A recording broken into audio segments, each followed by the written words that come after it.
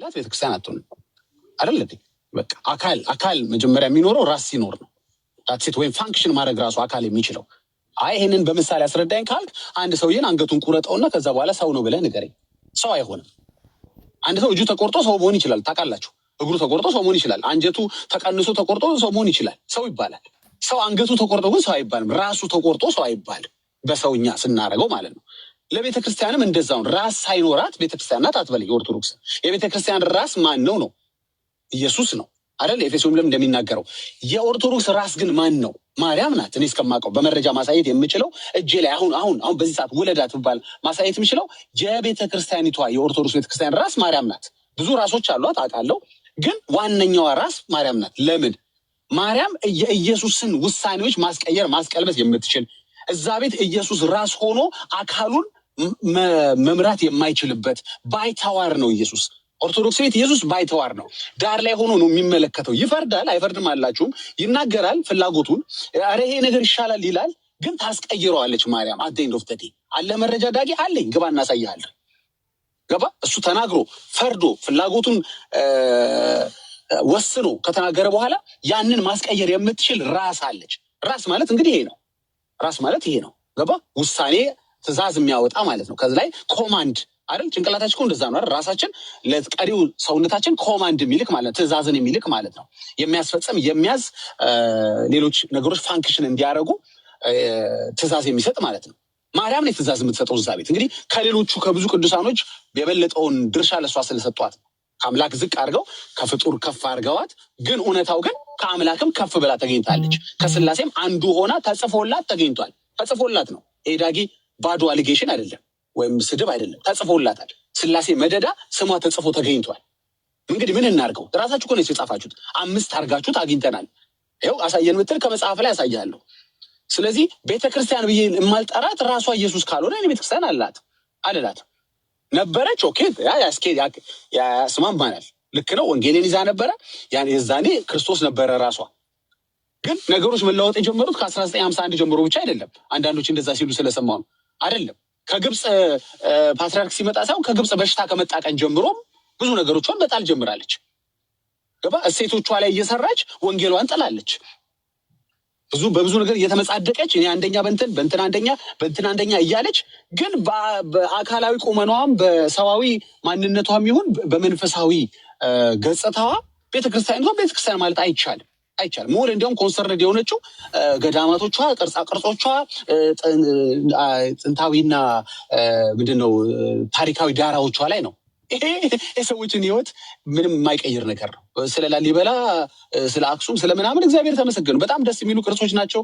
በጣም ፕራውድ የማደርግባቸው እንትኖች ናቸው። ግን ለድህነት ኮንትሪቢሽን የላቸውም። እነሱ ስለ ጎበኛ አይደለም። እነሱን ለዓለም ስለሰበክ ስላስተዋወቅና በዩኔስኮ ላይ ወይም በጊነስ ቡክ ላይ ስላስመዘገብክ አይደለም። ወደ ጥያቄ ስንመለስ ምንድነው የምፈልገው ነገር ሰው ወንጌል የሚሰማበት ኢየሱስ ራሱ የሆነበት ቤተ እምነት ስላልሆነ ቤተክርስቲያን ብዬ ለመጥራት ዲስ ዴይስ እቸግራለሁ። በእኔ ትውልድ አትሊስት ቤተክርስቲያን አይደለችም። በእኔ ትውልድ ሌሎች ይቀጥሉ። አንዴ ቤካ ይቅርታ። እሺ ዳግሻዬ ማለት ከአንተ ጋር እንደዚሁ ባወራ ደስ ይለኛል። ለምን ብለህ ካልከኝ አሁንም ድጋሚ ማነሳት ሻለው። ቤካ ይቅር ትንሽ ደቂቃ ሰጡኛለች። 6-7 ደቂቃ። እሺ በጣም ይቅርታ። እሺ ችግር የለም። ጥሩ ፈልገዋለሁ። እኔም ማውራቱን ፈልገዋለሁ። እሺ እሰጥሃለሁ። በቃ ስትመለስ እናወራበታለን። በነገራችን ላይ ለምንድን እንደዚህ አይነት ጥያቄ ዳግሻ የጠየቁት እንደ ኦርቶዶክስ ተዋህዶ ቤተክርስቲያን እኔ አሁን አይን ኦርቶዶክስ ነው ስናወራ የምናወራ። እኔ ስታወሩ እዚህ ቤት ወይም ሌላ ቤት ተከፍቶ ሲወራ የሚወራው አሁን ያለችውን ኦርቶዶክስ እንጂ የዛሬ 1700 ዓመት ገደማ ወይም ደግሞ በ4ኛው ክፍለ ዘመን የነበረችው ኦርቶዶክስ አይደለም። በዛ እሳቤ ውስጥ ሆናችሁ አይደለም ስለ ኦርቶዶክስ ማውራት ያለባችሁ። ስታወሩ አሁናዊ ነው። አሁን ያለችውን ኦርቶዶክስ ልምምዶቿን፣ አስተምረዋን እሱን ነው ከግንዛቤ ውስጥ እያስገባችሁ ልታወሩ የሚችሉት ሊገባችሁ እንጂ የዛሬ ማለት በ4ኛው ክፍለ ዘመን የነበረችውን ኦርቶዶክስ ምናልባትም በዚያን ጊዜ ጤነኛ ትምህርት ይኖራት አሉ ነው ቢኮዝ ምንም ስለማይታወቅ ማለት ነው። ምንም ስለማይታወቅ አሁን ነበር ይታወቃል የምትሉ ካላችሁ ችግር የለም፣ ገብታችሁ ልታወሩ ትችላላችሁ። ኦኬ ቀድሞ ነው የተበረዘ ነው ብዬም ስለማምን ማለት ነው። በአራተኛው ክፍለ ዘመን የነበረችውን ኦርቶዶክስ አምተ በዚያ ፒክቸር ኦኬ፣ በዚያ ስዕል አሁን ላለችውን ኦርቶዶክስ አትያት። ኦርቶዶክስን አሁን ባለቿ አስተምህሮ ትምህርት ነው የምናያት። ኦርቶዶክስን አሁን ያላትን መንፈሳዊ ልምምዷን ነው እኛ እንደ እግዚአብሔር ቃል እንፍትሸው ደን ልክ አይደለችም ብለን የምንለው። ብራዘር እየመጣ ጭሱ ጭሳጭሱ አትበለን እዛ። እኔ እንደዚህ ጭሱ ጭሳጭሱ ሬሳው አጥንቱ ምናምን ነገር ብሏቸው የምትሉ ሰዎች ሂዱ። እኔ እኮ እንኳን አይደለም እኛ ጌታችን ኢየሱስ ክርስቶስ እንኳን የመረጣቸውን የተከተሉትን ደቀ መዛሙርቱን እንኳን ንኩት ብሏል እኮ አለቀ። እዚህ ወንጌል አማኞች ቤት ኦኬ፣ በልመና አይደለም ተለምን አይደለም ለምን ነው ራስን ክደ መስቀል ተሸክመ የምትከተለው ቤተ እምነት እንጂ ዝም ብሎ ና አይደለም። ባይ ዘ እና ኦርቶዶክስ ተዋህዶ አሁናዊ ይዘት ነው እንደ እግዚአብሔር ቃል መፈትሸው። ፕላስ ደግሞ ኦርቶዶክስ ተዋህዶ ቤተ እምነቴ ይሄ ነው እምነቴ ይሄ ነው ብላ ያስቀመጠችው ያሳተመችው መጽሐፍ አለ። በዚህ መጽሐፍ ነው ኦርቶዶክስ የምትዳኘው። ኦኬ፣ በዚህ መጽሐፍ ነው። ማንም እየመጣ ምን ብለ የመኪያቶ ምናምን ነገር ከንፈር ላይ ስቲል ስላለ ያ የመኪያቶ ሽታ ማይንድን ከደፈነው ምንም ማድረግ አይቻልም። እኔ ግራ ነው የሚገባ። አንዳንድ ሰዎች ያላችሁ ማነው አካሉ የሚባል ልጅ አለ የሐዋርያ መልሶች ምናምን የሚባል ሰውዬ ያ በኃጢአትና በበደሉ ምክንያት ሙታን የሆነው ልጅ ታውቃላችሁ። ሙታን ናቸው። እኛ እንደዛ ምናምን እኔ አሁን አካሉ የሚባለው ሐዋርያ መልሶች እሱ የሞተ ነው። እኔ የሞተ ነው። በህይወት አለ፣ ይንቀሳቀሳል፣ ይበላል፣ ይጠጣል፣ ግን ሙታን ነው። ኦኬ፣ አሁን ልደተ ቃል ምናምን የሚባሉ ልጆች አሉ። እነሱ አሁን ይንቀሳቀሳሉ፣ ይበላሉ፣ ይጠጣሉ፣ ያወራሉ፣ ይናገራሉ ምናምን፣ ግን ሙታን ናቸው። እኔ መጽሐፍ ቅዱስ ነው የሚለው፣ የእግዚአብሔር ቃል ነው የሚለው ሙታን ናቸው። ስለዚህ ከአንድ ሙታን ጋር ተቀምጠ መኪያቱ ስለጋበዘ በዚህ ልክ የእግዚአብሔርን እውነት ኮምፕሮማይዝ ካደረግ ብራዘርዬ፣ እኔ ቅድም እንዳልኩ ቀይ ወጥ ቢጋብዝ እርግጠኛ ነኝ ወንጌል አማኞችን ዘግዝቀት ተሳደቡላ ነበር ማለት ነው። ከሌተርጂ አንጻር የአንተን ሌተርጂ የሚያውቅልህ ሰው የለም። እዚህ ሌተርጂ የምትለውን እዛው ምንድነው ቴዎሎጂ የሚባልበት ትምህርት ቤት እዛው እንትን በል አውራው። እኔ እውቀት ምናምን ነገር እንዳለ ለማሳየት ግን አንድ እውቀት የሚባል ነገር የላቸው። በነገራችን ላይ አንድ ሰው አወቀ የሚባለው ኦኬ፣ ጥሩ እውቀት አለው የሚባለው ለሰዎች በሚገባቸውና ሊመገቡ በሚችሉ መንገድ መልኩ እየወረደ የሚለውን ነገር እንዲቀበሉ ማድረግ ሲችል ብቻ ነው። ኦኬ፣ የሚፈልገውን ፖይንት ሜክ ማድረግ ሲችል ብቻ ነው እውቀት እንዳለው የሚታየው እንጂ ሌተርጂ፣ ሞናርጂዝም፣ ሲነርጂዝም፣ ዩካሪስት ምናምን ነገር ስላልክ አይደለም። ኢንቫሊድ ነው ወይስ አይደለም ምናምን ክሪስቶሎጂ ጂጂ ምናምን ስላልክ አይደለም። እንደዚህ ዳሪያዝ ብራዘር እኛን አትሸውድም። እኛን ሊሸውድ ማንም ሸውድ ማንጠቀመው እንደዚህ አይነት ቋንቋዎች ስለማይጠቅሙ ነው። ማለት አብዛኛው ቲክታክ ላይ ያለው በጠቅላላ እስከ ማለት እስኪቻል ድረስ ወይም 80% ወንድሞች እህቶቻችን ግልገል ላይ ናቸው ያሉት፣ ግልገል። ስለዚህ ጠቦት ላይ ያሉት ጠቦቶችን፣ ግልገሎችን፣ በጎችን እየለየ እነሱን በሚመጥን ልክ ማቅረብ ካልቻልክ you are a loser. By the way. እና ፍሬንድ ኦርቶዶክስ ማን ኦርቶዶክስን ተናግሮ ያውቃል? እኛ እኮ ትምህርቷን ነው የምንናገረው።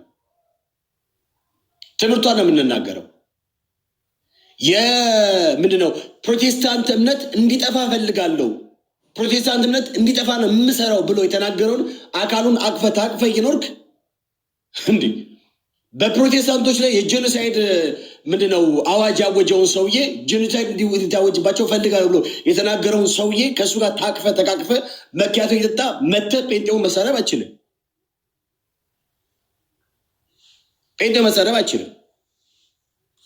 እንዲህ ፕሮቴስታንት እምነት መጥፋት አለበት ማጥፋት አለብን ብሎ የተናገረውን ኢዮብ ነው ምናምን የሚባለውን ሰውዬ እሱን ተሸከመው ይዘህ ከእሱ ጋር አብረህ መኪያቶ እየጠጣ እየመጣ እዚህ ጋር ያንተን ቀፋፊ ነገር አታቀሽብም። እኛ ላይ አንተ የምትለውን ኦርቶዶክስ አናውቅም። እኛ ኦርቶዶክስ የወጣ ነው በኦርቶዶክስ ተዋህዶ ቤተ እምነት ውስጥ ያለው ትምህርት በክርስቶስ ትምህርት ውስጥ ስላየለ ወይም ከትምህርት ውስጥ ተሳስታ ስለወጣች ትምህርቷ መዳረሻውን ገሃነመ እሳት ያደረገች ስለሆነ ነው የወጣ ነው። አለቀ። ሰው ኦርቶዶክስ ተዋህዶ ቤተክርስቲያን አትባልም፣ ቤተ እምነት ናት። ሃይማኖት በቃ እንደ ማንኛውም ልክ እንደ እንደ ቡድሃ እምነት እንደ እስልምና እምነት እንደ ማንኛውም እምነት ናት፣ ቤተ እምነት ናት እንጂ ቤተክርስቲያን አይደለችም። ልትሆንም አትችልም። በነገራችን ላይ ዶንት ኮል ላይክ ቤተክርስቲያን ምናምን እያልክ እኔ ቤተክርስቲያን ነው ምናምን ነገር ሆናም አታውቅም። በነገራችን ላይ ለምሳሌ መጽሐፍ ቅዱስ በግልጽ እንዲህ ይነግረናል። ለምሳሌ መጽሐፍ ቅዱስ እንደዚህ ይነግረናል። ይህንን አሳዩ እኔ ከመጽሐፍ ቅዱስ። እሺ መጽሐፍ ቅዱስ እንዲህ ይነግረናል። በክርስቶስ ትምህርት የማይኖርና ከትምህርቱ የሚወጣ ሁሉ አምላክ የለውም ይላል። በክርስቶስ ትምህርት የማይኖር ከትምህርቱ የወጣ አምላክ የለውም ብሎ ካለ አሁን የማነበውን ነገር በክርስቶስ ትምህርቱ ታሳየኛለህ? አንተ ከምትለው ከሌተርጂ አንጻር እንምጣ፣ ከአምልኮ ስርዓትም እንምጣ። እሱን ነገር በክርስትና ትራዲሽን ውስጥ ታሳየኛለህ? ጤናማ በሆነው በክርስትና ትራዲሽን ውስጥ ታሳየኛለህ? እሱን ነገር አምጥተህ ይኸው ብለህ ሐዋርያ ጳውሎስ፣ ዮሐንስ እንደዚህ አድርጓሉ እንዲህም አድርጉ ብለዋሉ፣ ጌታችን ኢየሱስ ክርስቶስ በትእዛዝ መልክ ሰጥቶናል ብለህ የምትለው ነገር አምጥተህ ታሳየን ትችላለህ? ነው ወይ ብሮ? ለምሳሌ ይህንን ላንበብ። ሌተርጂ ይለናል እንዴ? እሺ አንቀጸ ብርሃን ላይ የሚገኝ ሀሳብ ነው። ከወልድ ከመንፈስ ቅዱስ ተፈቅዶልሻል። እሺ ለሰዎች ልጆች የዘላለም ሕይወት ድልድይ ትሆኚ ዘንድ እሺ የዓለም ሁሉ መድኃኒት ሆይ ለምዕመናን ወገኖችሽ መድኃኒታቸው ልትባይ ይገባሻል። ይህንን ከመጽሐፍ ቅዱስ ከክርስቶስ ትምህርት ሊያሳየኝ ይችላል? የዓለም ሁሉ መድኃኒት የተባለው ማን ነው? ማርያም እናቱ ናት ወይንስ የእግዚአብሔር ልጅ ኢየሱስ? ይሄ በክርስቶስ ትምህርት ውስጥ ይኖራል ይገኛል? ሌተርጂ ቴዎሎጂ ምናምን ጂጂ የመጣ ጂጂ ያላል እንዴ? አንድን ቤተክርስቲያን የሚያሰኘው በክርስቶስ ትምህርት ስትኖር ብቻ ነው። ከክርስቶስ ትምህርት ስታ ከወጣች ብራዘርዬ ከነ ጂጂ ትላለ ትሆናለ፣ አለቅ እንጂ ቤተክርስቲያን ተብላ ልጠራ አትችልም። ፕሊዝ ከማያምኑ ጋር አብራችሁ መኪያቶ አትጠጡ ወገን። እንዴ ከማያምኑ ወንድሞች ጋር መኪያቶ ቁጭ ብላችሁ አብራችሁ አትጠጡ።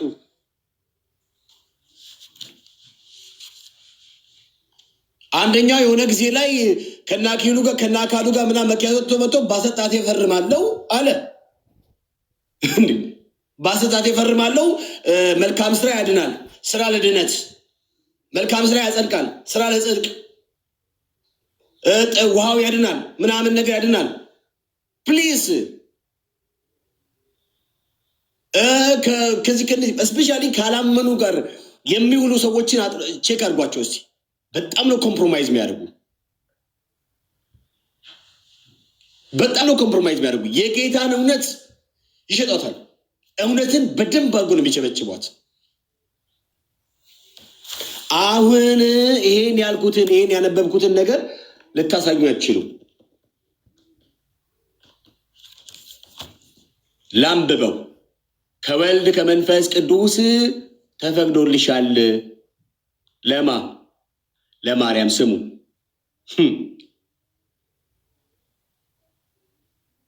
ለሰዎች ልጆች የዘላለም ሕይወት ድልድይ ትሆኚ ዘንድ የዓለም ሁሉ መድኃኒት ሆይ ለምዕመናን ወገኖችሽ መድኃኒታቸው ትባይ ዘንድ ይገባሻል። ቅድስት ሆይ ልጅሽን ይቅርታውን ያድለን ዘንድ ለምኝልን።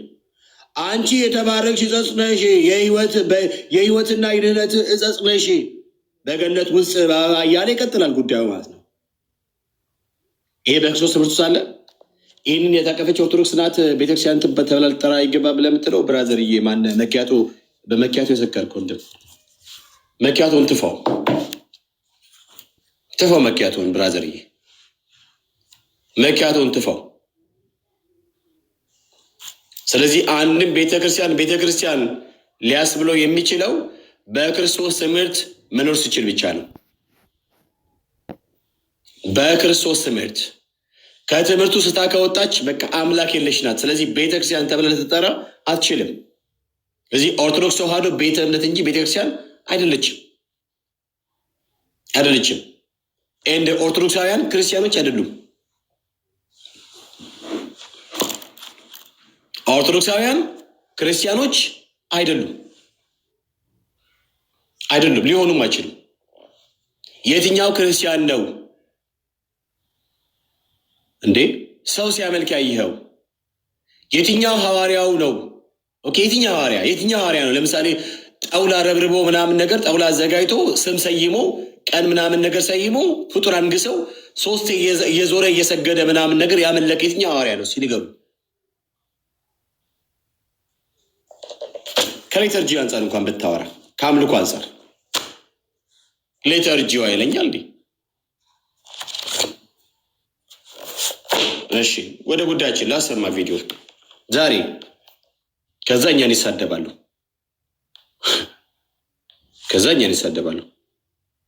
እሺ ብዙ አይደለም ስህተታቸውን አይደለም፣ አንድ ልክ የሆነ ነገር አሳየ። አንድ እንደ እግዚአብሔር ቃል የሆነ ማለት እሺ ይታርገሽ ልክ የሆነ አንድ ደህና ነገር አሳየኝ ብሏል። እኔ አሁንም ኦርቶዶክስ ነገረ ክርስቶስ ላይ ባላት አስተምህሮ ገና ትምህርት አላት ብያምናል። ነገረ ክርስቶስ ላይ ዳግሻይ ነገረ ክርስቶስ ላይ ታምረ መድኃኒዓለም ነው አለ የገደለው ኢየሱስ እነሱ ጋር ታውቃላችኋል። ልጅ የገደለ ኢየሱስ አለ እነሱ ጋር። እሱን አሰማችኋለሁ ቪዲዮ ከፈለጋችሁ። ልጅ የገደለ ኢየሱስ ሰው የገደለ ማለት ነው። ስለዚህ ክርስቶሎጂ ላይ ከመጣ ለምሳሌ ነገረ ክርስቶስን ከሆነ በተመለከተ ለምሳሌ በኦርቶዶክስ ተዋሕዶ ቤተ እምነት ኢየሱስ በልጅነቱ ሲጫወት ሕፃን ልጅ ገድሏል ብሎ ያምናሉ። ኢየሱስ ገድሎ ነበር እንዴ?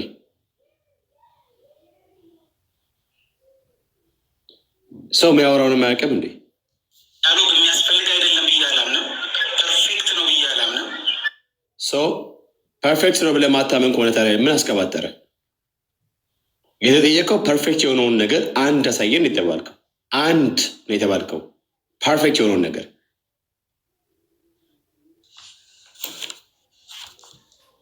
ፍጹም ነው ብዬ አላምንም።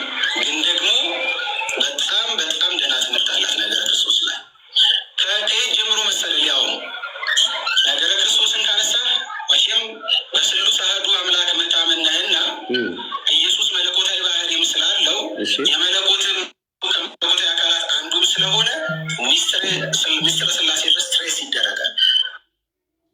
ወርቅ የሆነ የሚስጥረ ስላሴ ትምህርት አላት። አሁንም እሺ ወርቅ የሆነ የሚስጥረ ስላሴ ትምህርት አላት። ዳግሻይ ትቀጥላለህ ወይስ ላሳይ መረጃ? እስቲ ወርቅ የሆነ የስላሴ ትምህርቷን እስቲ የኦርቶዶክስ ተዋሕዶ ቤተ እምነት እሺ ወርቅ የሆነ የስላሴ ትምህርት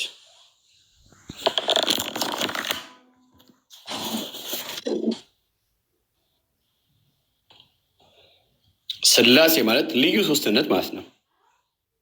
ኦኬ እንጂ ልዩ አምስትነት ማለት አይደለም።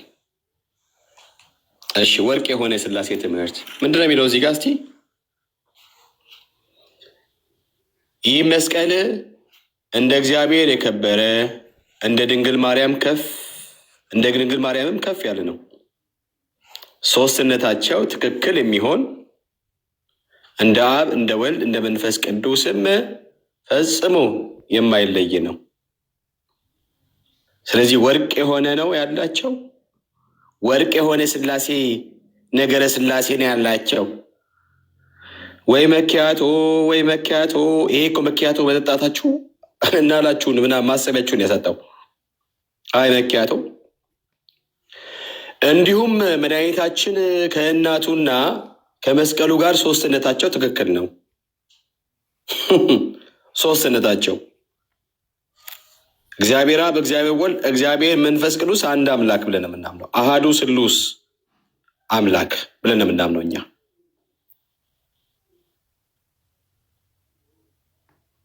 በባህሪ በመለኮት በአገዛዝ አንድ ሲሆኑ በስም በአካል በግብ ሶስት ናቸው ብለን እናምናለን። እዚህ ጋር በባህሪ በመለኮት በአገዛዝ አንድ ሲሆኑ በአካል አምስት ናቸው ብላ ታምናለች ኦርቶዶክስ ተዋሕዶ ቤተ እምነት። ስለዚህ የነጠረ ወርቅ የሆነ የሥላሴ ትምህርት አላት እንደ አንተ ሰውዬ። በኦርቶዶክስ ተዋሕዶ ቤተ እምነት ደግሞ የሥላሴን አካል አምስት ነው ብሎ መቀበል ካልቻለ አንድ ሰው አይድንም ብላ ቤተክርስቲያኗ ታምናለች። ለምሳሌ ይኸው እንዲህም እናምናለን እናመልካለንም፣ እንዲህም እንናገራለን እናመልካለንም። እንዲህ የሚያምን ይድናል፣ እንዲህ የማያምን ይደይናል። እንደዚህ ብሎ ቢያምን ይድናል፣ እንዲህ ብሎ ማያምን ይፈረድበታል በኦርቶዶክስ ተዋሕዶ ቤተ እምነት። ስለዚህ በኦርቶዶክስ ተዋሕዶ ቤተ እምነት የጠራ የሥላሴ ትምህርት የላትም። ወርቅ የሆነ የሥላሴ ትምህርት የላትም። ወርቅ የሆነ የሥላሴ ትምህርት ያለው ወንጌል አማኝ ብቻ ነው። ማን ነው የሚባለው? ማን ነው ስሙ? ስሙን ረሷ ትጥሩት በእናታችሁ። ማን ነው በጴንጤ ነኝ ብለህ በኦርቶዶክስ ማሊያ የምትጫወት የኦርቶዶክስ ምናምን አሸብሻቢ አሸብሽብ ዝም ብለህ ከንቱ ውዳሴ ለመሰብሰብ እንትናችን ይሉ ብራዘር አንቅሮ ነው የሚተፉ። በቃ እንዲህ ስትል ብቻ ነው ቤት ሰው የሚሰበሰበው። ከዛ ውጭ ማንም ሰው አይኖርም አንተ ጋር። ስለዚህ የነጠረ የሥላሴ ትምህርት የላትም ኦርቶዶክስ ተዋሕዶ ቤተ እምነት በአጭር አማርኛ። ሌላም እናሳይ እንችላለን እኛ። የነጠረ ወርቅ የሆነ መጽሐፍ ቅዱሳዊ የሆነ የሥላሴ ትምህርት ያላት ወንጌል አማኝ ብቻ ናት። ይህ በክርስቶስ ትምህርት ያለች ከክርስቶስ ትምህርት ስታ ያልወጣችው ወንጌል አማኝ ብቻ ናት። ወንጌል አማኞች ብቻ ናቸው። ከዛ ውጭ ያሉት በጠቅላላ ከክርስቶስ ትምህርት ስቶ የወጡ ናቸው። ሰው ከክርስቶስ ትምህርት ከወጣ አምላክ የለውም። በቃ አምላክ የሌለው ክርስቲያን አላውቅም እኔ። አምላክ የሌለው ክርስቲያን፣ አምላክ የሌለው ቤተ ክርስቲያንም አላውቅም እኔ።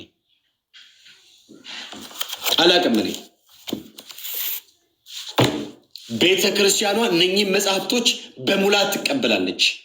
እምነቷም ነው፣ ስርዓቷም ነው።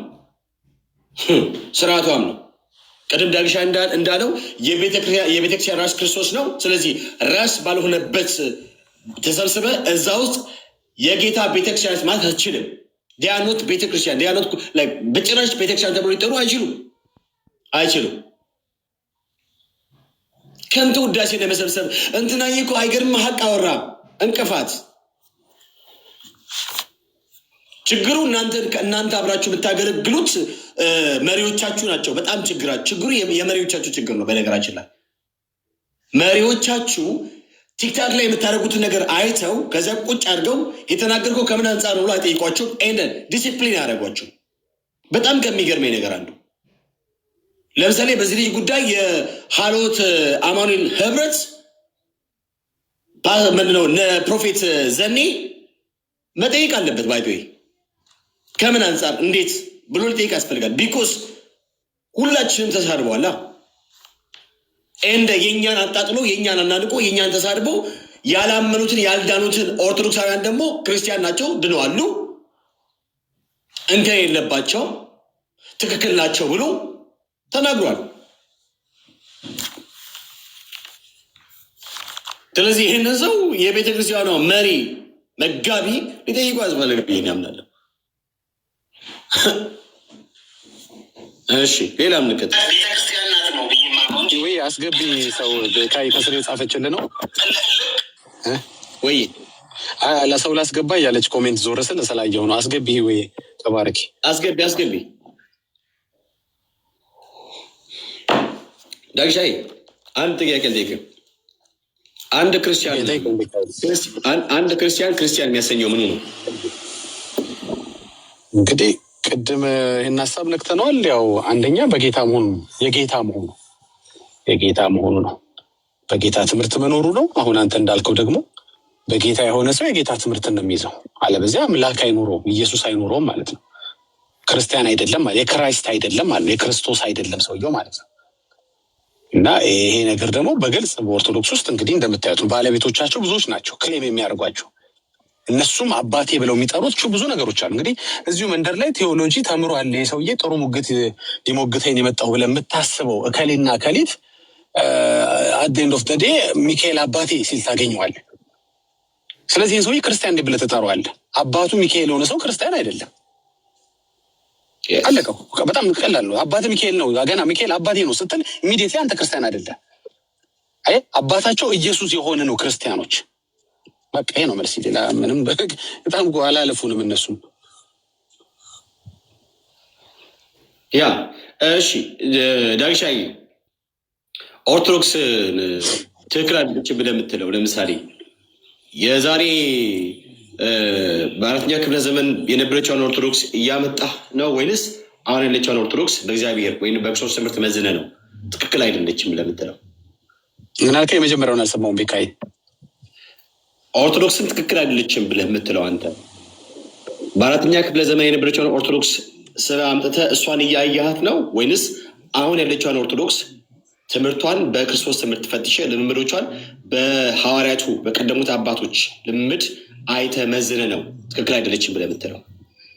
እንግዲህ ያው ከተበረዘች በኋላ ያለች ኦርቶዶክስ ነች ቀጥተኛ መሆን ያቆመችው። ያው ኦርቶዶክስ ማለት ቀጥተኛ ማለት ነው። ቀጥተኝነቷ የቆመው በጣምም መልመል የጀመረችው ከተበረዘች በኋላ ነው። አንተ ራሷ በገዛ እጇ ራሷን ከበረዘች እና በሌሎች የውጭ ኃይሎች ልበለው እንደነ ግብጽ ባሉ እንደ ሌሎች ባሰረጹባት ወይም በበረዟት ምክንያት ያንን አታለች። ክርስቲያን ተብላ ልትጠራበት፣ ቤተክርስቲያን ተብላ ልትጠራበት የምትችለውን ቫሊዩ አታለች። ስለዚህ መነሻዋ ላይ የሚያስማማን ነገር ቢኖርም አሁን እነዛ የሚያስማሙን ነገሮች የሉ በግልጽ ነው። ስለዚህ ከተበረዘች በኋላ መልሶ ኦርቶዶክስ ማለት ይሄ በጣም በጣም ይከብዳል። እሺ ሌላው ክሌም ደግሞ አለ። ለምሳሌ እንደዚህ ያሉ ኦርቶዶክስ ተዋሕዶ ቤተ እምነትን ትክክል ናት ክርስቲያን ናት ብለን እንድንቀበል ከሚያደርገውና ቤተክርስቲያን ናት ብለን እንድንጠራት ከሚያደርገው ነገር አንዱ ሶስቱንም ጉባኤያት ስለምትቀበል ነው ይላሉ። ለምሳሌ ጉባኤያትን መቀበሏ ስፔሻሊ የኒቅያ ቁስጥንጥንያ እና የኤፌሶን ጉባኤ በመቀበሏ ነው ብሎ ያምናሉ። ስለዚህ እነኝህን ሶስቱን ጉባኤያት በመቀበሏ ኦርቶዶክስ ተዋሕዶ ቤተክርስቲያን ቤተክርስቲያን እና ክርስቲያን ናቸው ተብሎ እንዲጠሩ ያደርጋታል ብለህ ታስባለህ? እንግዲህ አሁን ይህን ስናወራም ስለ ኦሪየንታል ነው እያወራን ያለው፣ ስለ ኢስተርን አይደለም። ኢስተርን ከዚህ በላይ ጉባኤ ይቀበላል፣ እስከ 6-7 ያህል ጉባኤ ይቀበላል። እንግዲህ ጉባኤውን በራሱ በመቀበሉ ቅድም እንዳልኩት መነሻው ላይ እርስ በርስ የማይስማሙበት ብዙ ነገር ቢኖርም መነሻው ላይ ክርስቲያን ወይም የክርስቶስ የሚያስብል ነገር ነበራት። ግን ከጊዜዎች በኋላ ቅድም እንዳልኩት በራስ ወለድም ከውጭ በመጣባት እንትንም ክርስቶስን ባይታዋር አድርገዋለች። ከስርም ቅድም ኮሜንት ላይ ጽፍ ነበር። አሁን ክርስቶስ ጥግ ላይ ሆኖ ጉዳዩን የተከታተለ ነው። እነሱ ቤት የለውም፣ ምንም አይነት ፓወር የለውም። ምንም አይነት ፓወር እንግዲህ መለኮትነቱ ነበር፣ እሱም ተቀምጧል። አሁን ማርያም ማድረግ የማትችለው ኢየሱስ ማድረግ የሚችለው ሰዎች ለዚህ ጉዳይማ ያው ክርስቶስን የምጠይቀው ለዚህ ጉዳይ ለብዙ ነገር ማርያምን እንጠይቃታለን። ለዚህ ግን ቆይ አንዴ ኢየሱስን ልጠይቀው፣ ይሄ በኢየሱስ የሚወሰን ነው፣ ይሄ ኢየሱስ የሚችለው ነው ብለው ወደ ኢየሱስ የሚያንጋጥጡበት ምክንያት የለም ኦርቶዶክሶች። ምክንያቱም ሁሉም ነገር አንድ መለኮት የሆነ አካል ሊያደርገው የሚችለው ነገር ሁሉ ማርያም ታደርጋለች። ማርያም ያለ ሊሚቴሽን እዛ ቤት የአምላክነትን ማንነት ተላብሳለች። ምንም የሚቀራት ነገር የለም። ገብቶሃል? ስለዚህ እግዚአብሔር መሆን የቀራት በስም ብቻ ነው። እግዚአብሔር አትባልም እዛ ቤት። ስሙ ነው እንጂ አልሰጧት። ምንም ነገር እግዚአብሔር የሚያደርግ የሚችለው ነገር ሁሉ ታደርጋለች። ለዚህ ነው ማድረጓ ካልቀረ ብለው ከመስቀል ጋር አብረው 5ኛ አድርገው አሁን ያሳየን መጽሐፍ ላይ ያጠቃልሏት። ስለዚህ ከዛ ያ ጉባኤ ተቀበለች አልተቀበለች የሚለው ሳይሆን መልሰህ ያንን ስምምነት የምታፈርጥ ከሆነና መልሰህ አርዮሳዊ ትምህርትን የምትቀበል ከሆነ እኮ የጉባኤውም አካል ነህ ተብሎ መጥራት ይከብዳል። አይመስልም? ቤካይ ለምንድን ነው ብያልኩ? ለምሳሌ አሁን ላይ ከሚያነሳቸው ነገሮች አንዱ እሱ ስለሆነ ማለት ጉባኤያቱን ትቀበላለች። ስለዚህ በዚህ ነገር ያግባባናል፣ ያስማማናል። ስለዚህ እነኝህን ጉባኤቶች ከተቀበለች ኦርቶዶክስ ተዋሕዶ ቤተ እምነት ትክክል ናት ቤተክርስቲያን ነች የሚል አይነት እንደዚህ አይነት ክሌሞች ይቀርቡ። እኔ ደግሞ እንደዛ አላምንም። በነገራችን ላይ እኛ ደግሞ ክርስቲያኖች ወንጌል አማኞች ጉባኤያትን ራሱ የምንቀበለው በእግዚአብሔር ቃል ኦኬ መዝነን ነው ትክክል የማይታገስ ግን መልሰው እኮ ጉባኤው ላይ የነበረውን ሀሳብ እኮ መልሰው የሚያንጸባርቁ ወንድሞች እኮ አሉ እዚህ ቤት እኮ መልሰው እኮ አሁንና አኬን ስትመለከት በዚህ በኩል ያላቸውን ውዝግብ ስትመለከት መልሰው በስጋው ፍጡር ነው በእንድን ነው ሲልህ እንዴ ይሄ ነገር ተመልሶ መጣ እንዴ ኑፋቄው ትላለህ። ገባ? አሁንም ይሄ ነገር ካልተወገዘ ሌላ ኒቃ ጉባኤ ላይ ያስፈልገን ነው ማለት እኮ ነው። አሁን እኮ መሰለ የጣለችው የተበረዘችው ምልህ እዛ ጋር የዘጋችውን ፋይል ከሌሎች እንትን ጋር ጉባኤው ላይ የተዘጋውን ነገር መልሳ የምታነሳ ከሆነ መልሳ እንዳሪውስ የሚያረጋት ከሆነ what's the point? ገባህ አይደለ? ዛሬም እዚህ ቤት ኢየሱስ ለዓለም ሁሉ ሞቷል ቢለው ሲያስማማል ግን ዓለም ሁሉ ድኗል ትላለች ኦርቶዶክስ።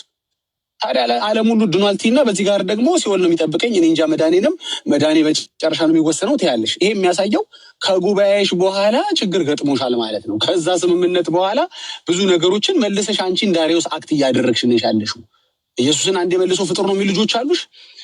እንደገና ደግሞ መልሰሽ ደግሞ ኢየሱስን ባይታወር ያደረግሽበት ብዙ ነገር አለ ማለት ነው። እና እኔ መልሶ ሌላ ኒቃ ጉባኤ ሳያስፈልጋት አይቀርም። ለዚህ ነው ለነገሩ እሷም እየደጋገመች እያደረገች ነው። በተለያዩ በየአመቱ ታደርጋለች። ዋው ዳግሻ ተባረክ። እሺ ግሩም ነው። ሰላም ላንተ ይሁን ብራዘር። እንደምን አላችሁ? እሺ እግዚአብሔር ይመስገን። ከየት ቤተ እምነት ነው?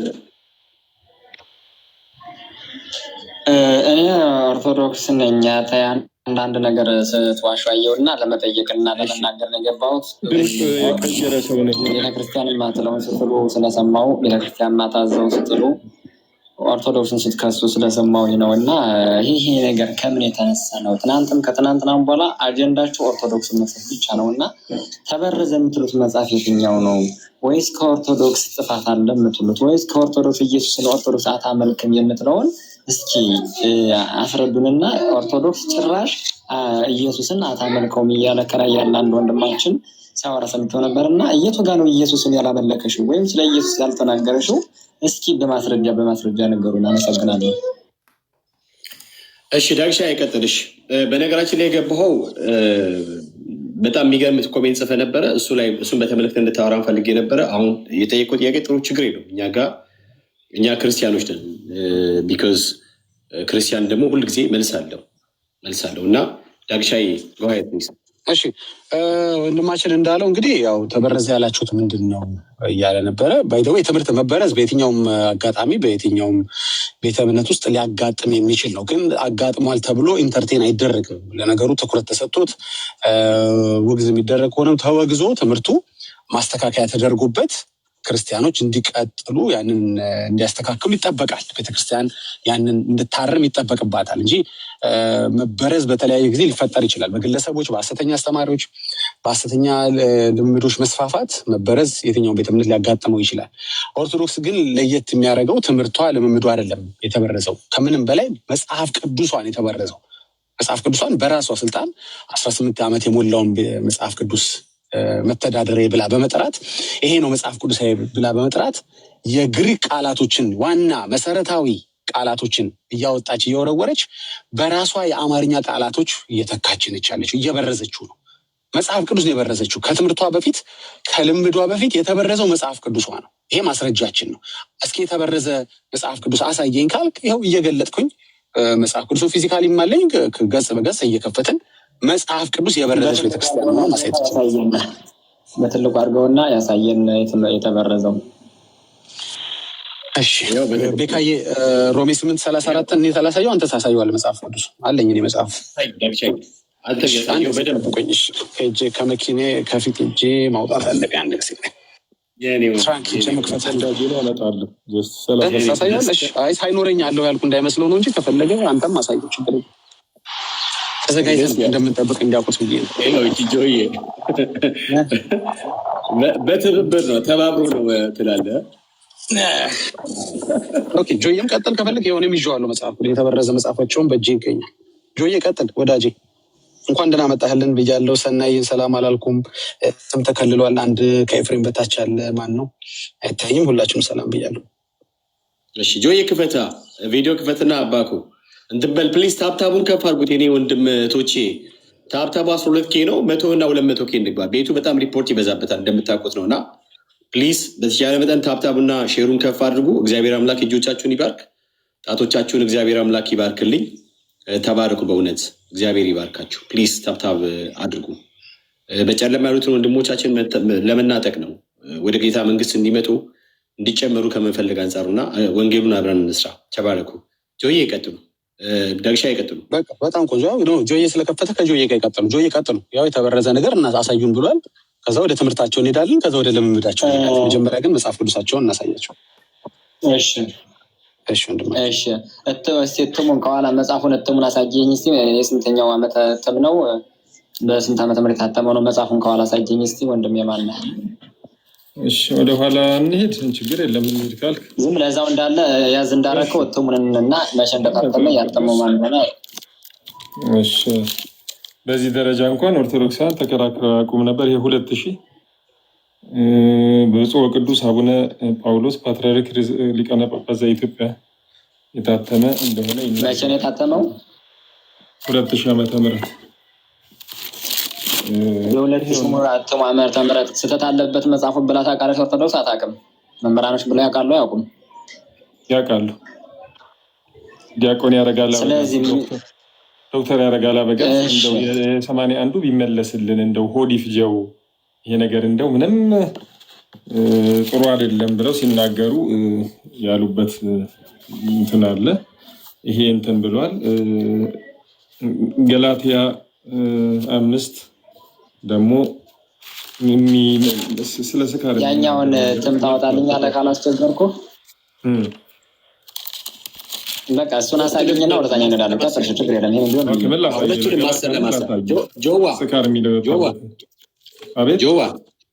ሁለቱንም ማሳለማሳርጋ ሳይ ሁለቱንም ማሳለማሳ ዋላ ያኛውንም ታሳየኛለህ። የቀደመውንም ራሳይ ሮሜ 8:34 ሮሜ 8:34 ላሳይ የቀደመው። እሺ የቀደመውን በቃ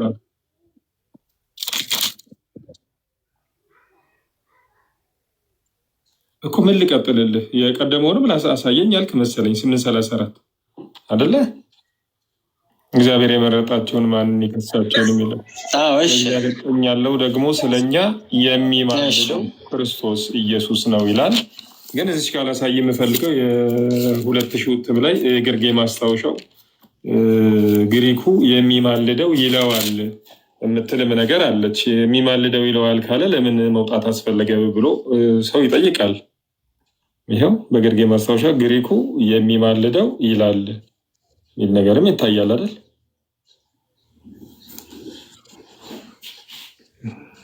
እሺ ያው መቀየሩን እንግዲህ ሌሎችም በርካታ ክፍሎች አሉ።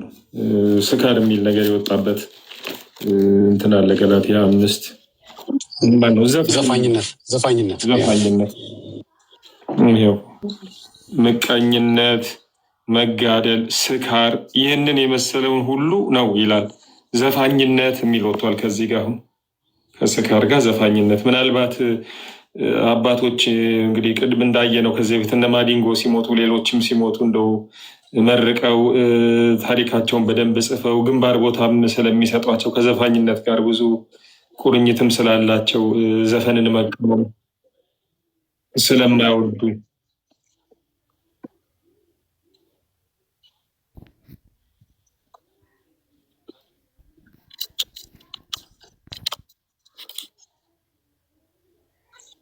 ወንድሜ አንዴ ከይቅርታ ጋር ወንድማችን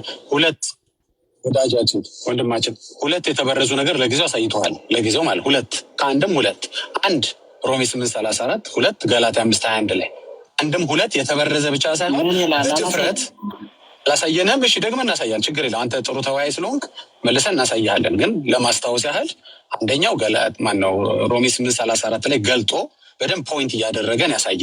ምን ብለው ነው የቀየሩት? ግሪኩ ማለት መጽሐፉ ቅዱስ አዲስ ኪዳን ማለት ነው የተጻፈበት ኦሪጂናሉ የግሪኩን ቃል ታች አድርገው ቀይረው የሚማልደው የሚለውን ይፈርዳል ብላ ቤተክርስቲያን ቀይረዋለች። በድፍረት ማለት ነው። አንድ ድፍረት። ሁለተኛ ደግሞ ዘፋኝነት የሚል ሀሳብ ነበረ ገላትያ 5:21 ላይ ጭራሽ ቆርጣ አውጥተዋለች። የለም አሁን እዚህ መጽሐፍ ቅዱስ ላይ ዘፋኝነት የሚል ነገር የለም። ይህ ድፍረት ነው። ይህ ከመበረዝም ያለፈ ቅድም ወንድሜ ቤካ እንዳለው አምላክ የለሽነት ነው።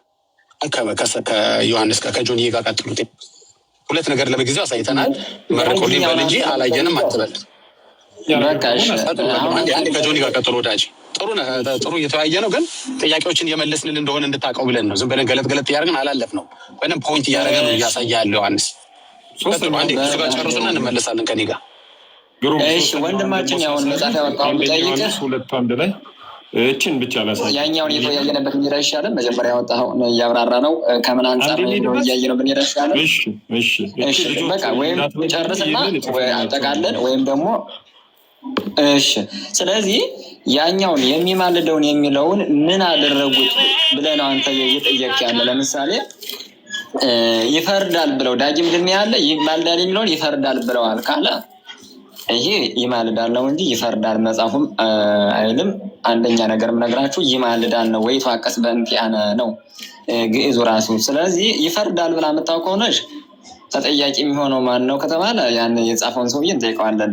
ይፈርዳል የሚለውን እስቲ ያሳየኝ። ግን ያላየሁትን በጣም ይቅርታና ወይም አውጥታችሁ ሳላ ያለፍ ከሆነ ስህተቱን በእኔ እናድርገውና እስቲ 8:34 ላይ ፈራጅ ነው ወይ ይፈርዳል ብላለሽ የሚለውን እስቲ ያውጣና አሳየኝና ከዛም በኋላ ምን እንደሚል ወይም እንደኔ መረዳት ቤተክርስቲያን ምን እንደምታዘዝ ደግሞ እኔ እነግርሃለሁ። እንደገና ልታስመልሰኝ ነው? እሺ ችግር የለውም። ወንድማችን ግሩም ቅድም ሰውዬ ስትል ሰምቻለሁ። ባይ ዘ ዌይ ሰውዬ አይደለም ይህ ስህተት የፈጠረው ቤተክርስቲያን ነች። እዚህ መጽሐፍ ቅዱስ ላይ ሰውዬ የሚባል የሆነ ኃላፊነት የሚወስድ በዚህ መጽሐፍ ቅዱስ አንድ ግለሰብ የለም እና ይሄን ኮንሲደር እያደረጋችሁ እሺ፣ ቀጥሉ። እሺ አሁን እንግዲህ ስንመለከት እዚህም ያው ስለኛ የሚፈርደው ነው ያለችው። ስለኛ የሚፈርደው ግን በግርጌ ማስታወሻ ምን ብላለች? ግሪኩ የሚማልደው ይላል ብላለች። የሚማልደው ካለ የሚፈርደው ብሎ መቀየር ለምን አስፈለገ? የሆነ ነገር አለ ክርስቶስ ኢየሱስ ምልጃን ለመሸፈን። ግን ከዚህ በተጨማሪ እንደው ይህንን ነገር ለማጠናከር የክርስቶስ ኢየሱስን አማላጅነት ወይም መካከለኝነት ለመሸፈን ሌላም ጥረት ተደርጓል። አንደኛ ዮሐንስ 2:1 ላይ ምን ይላል? ልጆች ሆይ ይላል። እዚህ ጋር በቀድሞ መጽሐፍ ልጆች ሆይ ኃጢአትን እንዳታደርጉ እጽፍላችኋለሁ። ማንም ኃጢአትን ቢያደርግ በአብ ዘንድ ጠበቃ አለን የሚለው እዚህ ጋር ተቀይሮ ምን ይላል? ልጆች ሆይ ኃጢአትን እንዳታደርጉ እጽፍላችኋለሁ፣ የሚበድልም ቢኖር ከአብ ዘንድ ጰራቅሊጦስ አለን። ጠበቃ የሆነው ክርስቶስ ኢየሱስን እንግዲህ ላለመጥራት ወይ መካከለኝነቱን ለመካድ በሚመስል ሁኔታ ጰራቅሊጦስ አለን ይላል። ጠበቃ የሚለውን ነገር እና ይሄም ነገር የተቀየረ ነገር ነው እና እነዚህ ነገሮች ተቀይረዋል ልልህ ነው ወንድማችን። ለምን ጥሩ። ያ ማለት አሁን አንተ እያልከኝ ያለ ጰራቅሊጦስ ማለት ያው ታውቀዋለህ አንተ መንፈስ ቅዱስ ነው። ስለዚህ አሁን አንተ መንፈስ ቅዱስ ነው ጠበቃችን እያልከው ያለህ ምንድን ነው? በደንብ ግልጽ አድርግልኝ እስኪ ወንድም። በጣም ይቅርታና አሁን እያልከኝ ያለና መጽሐፉ እያለው ያለ ምንድነው ግልጽ የሚያደርግልህ? ብራዘርዬ ምንድነው ግልጽ የሚያደርግልህ? ጆዬ እባክህ አባከው በቪዲዮ እንድታወራ ስለፈለኩ ምንድነው ግልጽ የሚያደርግ? የሚለው ይሄ ቃል ቆይ ብራዘርዬ ምንድን ነው የምታወራው? ግልጽ ምንም የሚያደርግልህ ነገር ትንሽ ብታስወራ ደስ ይለኛል። ግልጽ ሳይሆን እዚህ ጋር ኦ ማይ ጋድ ግልጽ ሳይሆን ዳጊሻዬ ምን አለ? ቤተክርስቲያን አይደለም ሌላውን መጽሐፍ ቅዱሱን እራሱ በርዘዋለች አለ። አየህ በርዘዋለች እንኳን ሌላውን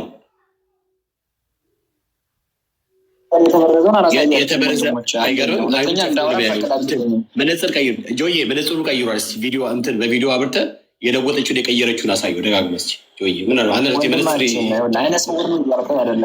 ማስረጃ ስንጠይቃችሁ ወደ ስድቡ ከገባችሁ አይዶን ነው እንደዛ የሚባል እንትን ለእኔ ጥሩ አይደለም። ኦርቶዶክስ እየከሰሳችሁ እኛን አይነ ስውር ናቸው መነጽር አድርጉላቸው እያላችሁ ይህ ከአንድ ክርስቲያን ከሚል ሰው አይጠበቅም። ትክክል እያልኩት ያለ ወንድሜ ግሩም አንዴ ይቅርታ ወንድም። መጀመሪያ ነገር መነጽር ቢቀይር አይነ ስውር አይደለም። መነጽር አያስፈልገውም አይነ ስውር ጭራሽ። ይህንን ማወቅ አለብህ። መነጽርም ባያደርግ አይነ ስውር ነው። ስለዚህ አይነ ስውር ነህ እያለ ሳይሆን አጥርተህ አላነበብክም እያለ ነው። አንተም ነገሩ በጣም እንትን አታድርገው። ወደ ጉዳዩ ስንመለስ ግን አሁን እኛ አንተን ማንቋሸሽ አይደለም እዚህ ጋር የያዝነው። አንተ መማር አለመማር ለማሳየት ሳይሆን በቅንነትና በጨዋነት እየጠየቅ ስለሆነ ማችን የተቀየሩትን ቃላቶች እያሳየን ነው። ቃላቶቹ መቀየር ለምን መጽሐፍ ቅዱስን መነካካት አስፈለገ? ገብቷል አይደለ? በእንዲህ አይነት ልክ መቀየሩ ምን አስፈለገ? በምንም አይነት ልክ በመጀመሪያ ነገር ለምን ይነካካል? ገብቷል? እናንተ አይደላችሁ እንዴ? አሁን ጠየቅ ጥያቄ እንድመልስ ትፈቅድልኛለህ? እንዳወራ ትንሽ መልስ። ከጆኒ ጋር ቀጥል። እሺ ከጆኒ ጋር ቀጥል። በቃ ማብረን ነበር የፈለኩት በርባል። ስለዚህ ምንድን ነው ከተባለ የኔ ጥያቄ ቶ ባትመልስም ችግር የለውም። ባትመልስልኝም ችግር የለም። ወዳጅ ግድ የለም። ከጉዳይህ እንዳትርቅ ብዬ ነው። አላብዛብ ቤት ስራ ብዬ ቀስ ብዬ ነው የማወራ። ምንም ችግር የለም። ለጠየቀ ጥያቄ ለምን ትበርዛለች? ለምንስ ማሻሻል ወይም መበረዙን መጀመሪያ ብናረጋግጥ አይሻልም? ለምን ትበርዛለች ከማለታችን በፊት መበረዙን አረጋግጠን እንጨርስና ጥያቄህን እንመልስልህ እኮ ነው ያልኩህ ወዳጅ። ጥያቄህን እንመልስልህ። እስኪ ያሳዩኝ ያልከውን ነገር ደግመን እናሳይ። አሳይተናል። በእርግጥ ደግመን እናሳይ። የቱ በምን ተበረዘ? ችግር የለውም። እኛ ስል እንድናውራት ለማቀጥሉ ችግር የለም። እኛ ዝም እየለስ ነው ወዳጄ። እንደሱ ብለህ እንዲሰማ አልፈልግም። እውነት እንደሱ እንዲከፋ አልፈልግም። አንተ እንዳታወራ አይደለም፣ የእውነት ነው የምልህ። የእውነት በቀንነት ነው የምነግርህ። እንዳታወራ አይደለም። ግን ጥያቄን መልሰንልህ ስንጨርስ እሺ የተበረዘውን አሳያችሁኝ፣ ይሄ ግን እንደመበረዝ አላየውም ወይም ይሄ አልተቀየረም ብለህ የራስን ሙግት እኮ የምታቀርብበት ጊዜ እንሰጥሃለን። ግን የጠየከንን መጀመሪያ ሳንመልስ ብናሯሩጥህ የሆነ ነገር ለመሸፈን ይመስላል። እሺ ወንድማችን ተረዳን፣ ይቅርታ ወንድማችን። በቃ እችንም ጨምርና መዝሙር 118 ግንበኞች የናቁት ድንጋይ እሱ የማዕዘን ራስ ሆነ የሚለው ተቀይሮ ግንበኞች የናቋት ድንጋይ እርሷ የማዕዘን ራስ ሆነች ብሎ ለማርያም የክርስቶስን ክብርና ስራ የመስጠትም ነገር አለ። እነዚህን ሁሉ አብራራልኝ። በቃ ሚውት አድርጌያለሁ።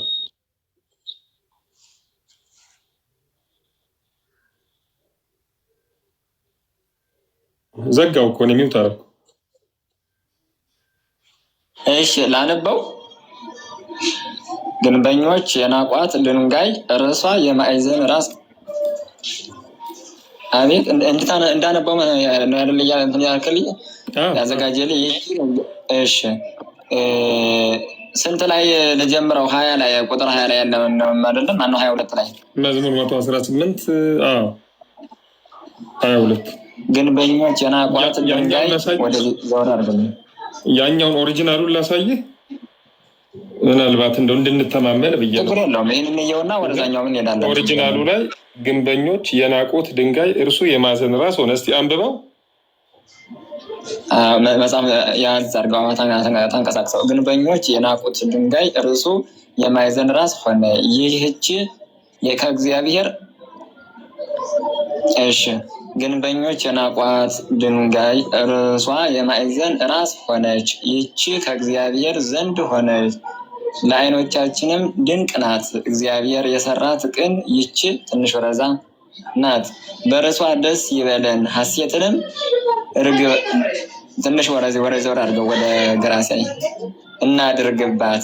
ከዚህ ላይ እስቲ ሀሳብ እንግለጽልኝ። ከዚህ ጋር ይሄ ችግር ነው የምትለውን ንገረኝ እስቲ። ከዚህ ጋር አሁን ለአንተ ችግር የሆነብህ ወይም የማዕዘን ድንጋይ ማለት ትርጉሙ ምንድን ነው? ማዕዘን ድንጋይ የተባለ ምንድን ናት የምትለው እስቲ ንገረኝ እስቲ አንተ። በዚህ ምክንያት ተበረዘ የምትለው ማለት ነው። አዲስ ኪዳን ላይ እንግዲህ ግንበኞች የናቁት ድንጋይ እርሱ የማዕዘን ራስ ሆነ ይላል። ክርስቶስ ኢየሱስ ነው የማዕዘን ራስ የሆነው ግንበኞች የናቁት። ምክንያቱም ፈሪሳውያን፣ ጸሐፍት፣ አይሁዶች ሪጀክት ያደረጉት እሱ በኋላ ኢምፖርታንት ሆነ፣ የማዕዘን ራስ ሆነ፣ ለሰዎች ሁሉ መዳን ምክንያት ሆነ የሚል ነገር ከዚህ ተጠቅሶ አዲስ ኪዳን መጽሐፍ ላይ አለ። ግን ይሄ ነገር ተቀይሮ እንግዲህ በሴት አንቀጽ ከተጠራ ምን ለማድረግ ነው? እንግዲህ አምልኮተ ማርያምን ለማስፋፋት ለማመቻቸት የተደረገ ሆን ተብሎ በሴት አንቀጽ የተጻፈ ነገር ኃጢአት ነው። ለምን ይቀየራል? አሁን አንተን አንቺ ብዬ በጠራህ ማለት እኮ ነው። በተለይ ለክርስቶስማ እንዴት አብዝቶና ይሄ ነገር አልተቀየረም ነው የምትለው? ችግር የለውም ነው የምትለው? ቀላል ነገር ነው የምትለው? ወንድማችን አንደኛ ለማርያም የተሰጠ ሀሳብ ይሄ አይደለም። ተሰጥቶ ከሆነ እኔም ከአንተ ጋር ነው፣ ስህተት ነው ብዬ ነው የምወስደው። ለማርያም ነው የሚል እዚህ ጋር ቆይ ልጨርስልህ አንዴ። መዝሙር ስንት ነው? ጌዙን ራሱ አስታውስ 18:22 እኔ ለአንተውን የምነግርህ ለማርያም ይሄ አይደለም። ለማርያም ነው ካልከኝ እኔም ከአንተ ጎን ሆኜ አዎ ስህተት ነው እልሃለሁ። አንድ ሁለተኛ የማዕዘን ድንጋይ ትሆናለሽ የተባለሽው ስለ ድንግል ማርያም ወይ ድንግል ማርያም ናት ብለን አስተምርም አናውቅም። ሲያስተምሩን ሰምቼ አላውቅም። ለእኔ ስትነግረኝም አዲስ ነው። በደንብ እንትረናኝ። ይህ መጽሐፉም እያለው ያለ ስለ ድንግል ማርያም አይደለም። ስለ ድንግል ማርያም ነው የሚል ካለ አሁን ተታሳጅኛለህ። ግንበኞች የናቋት ድንጋይ ራሷ የማዕዘን ራስ ሆነች። ይህች ከእግዚአብሔር ዘንድ ሆነች፣ ለዓይኖቻችንም ድንቅ ናት የተባለሽው ድንግል ማርያም ናት ካልከኝ እስኪ ማስረጃ ስጠኝና እሱን እንትን እንበላለን። ቀጠል። እስከዛ ጥሩ ጥያቄ ነው። በጣም ጥሩ ጥያቄ ነው። በእርግጥ አስተማሪዎች ይህንን ለማርያም እየጠቀሱ ያስተምራሉ። እዚህ ጋም በሴት አንቀጽ የተተረጎመው በወንድ ሆኖ ሳለ በቋንቋዎች ሁሉ በሴት የተደረገው ሆን ተብሎ ያው እናውቃለን። ማርያም ያው እንግዲህ እንደ አዲስ ኪዳን መካከለኛም ተደርጋም ቤዛም ተደርጋ ስለምታሳል ያንን አስተምሮ ለማጠናከር ሆን ተብሎ የተቀየረ እንደሆነ እንግዲህ ከተቀየሩት ነገሮች አንዱ ይሄ ነው። 4 አሳይቻለሁ። ምናልባት ክርስቶስንም ለማሳነስ የተደረገውን ልጆች ኃጢአትን አታድርጉ፣ ማንም ኃጢአትን ቢያደርግ በአብ ዘንድ ጠበቃ አለን የሚለውን ጰራቅሊጦስ የሚለው አድቮኬት ነው የሚለው ቋንቋው።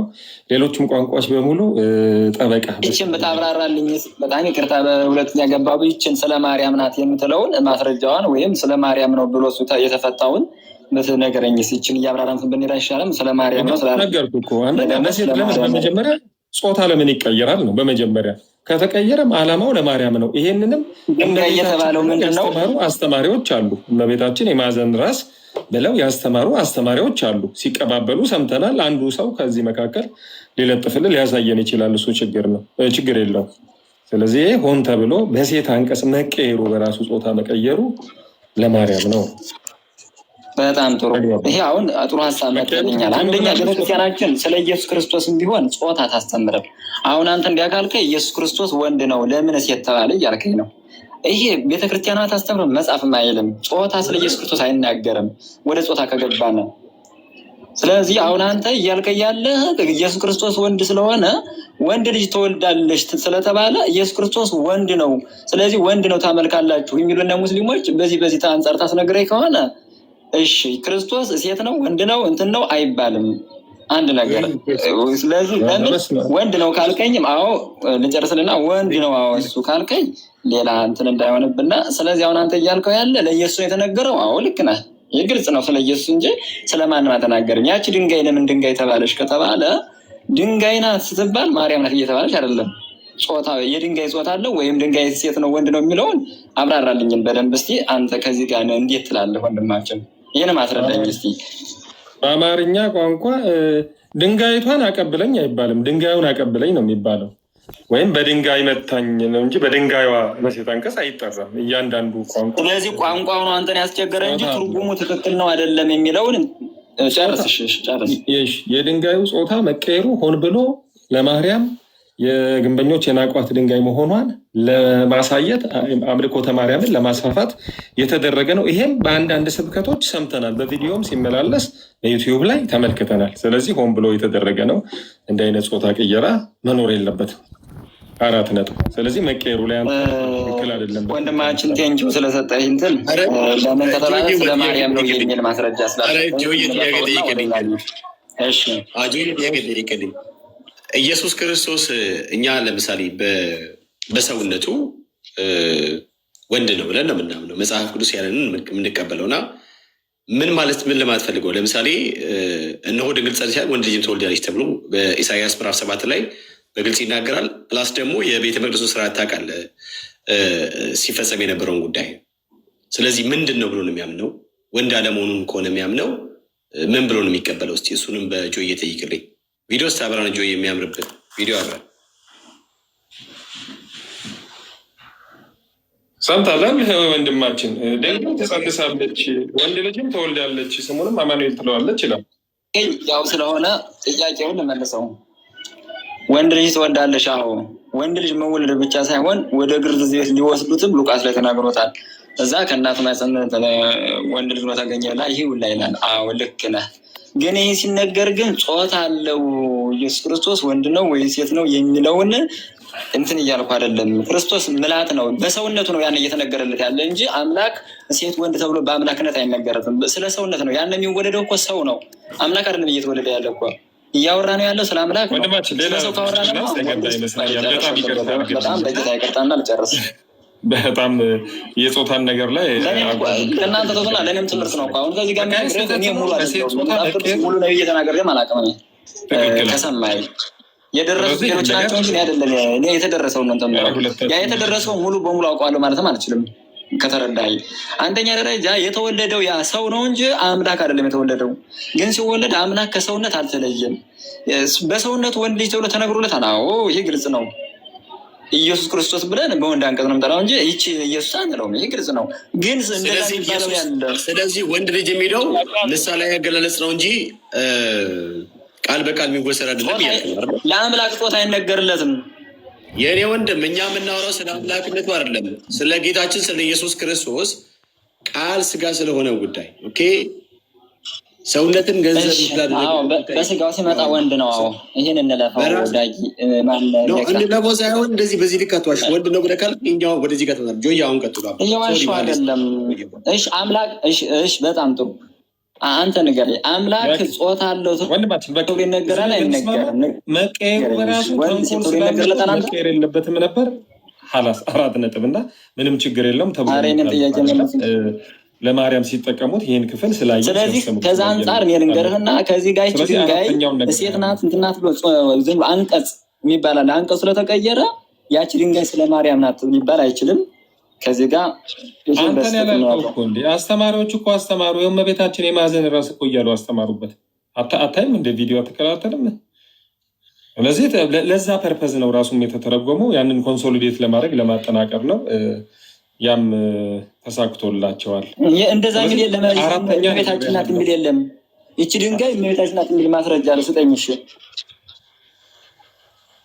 አስተማሪ እሺ ወንድሜ ስማኝና ይቺ ድንጋይ የተባለችው ለእመቤት ናት ስለእመቤት ነው ብለህ ንገረኝ ማስረጃ።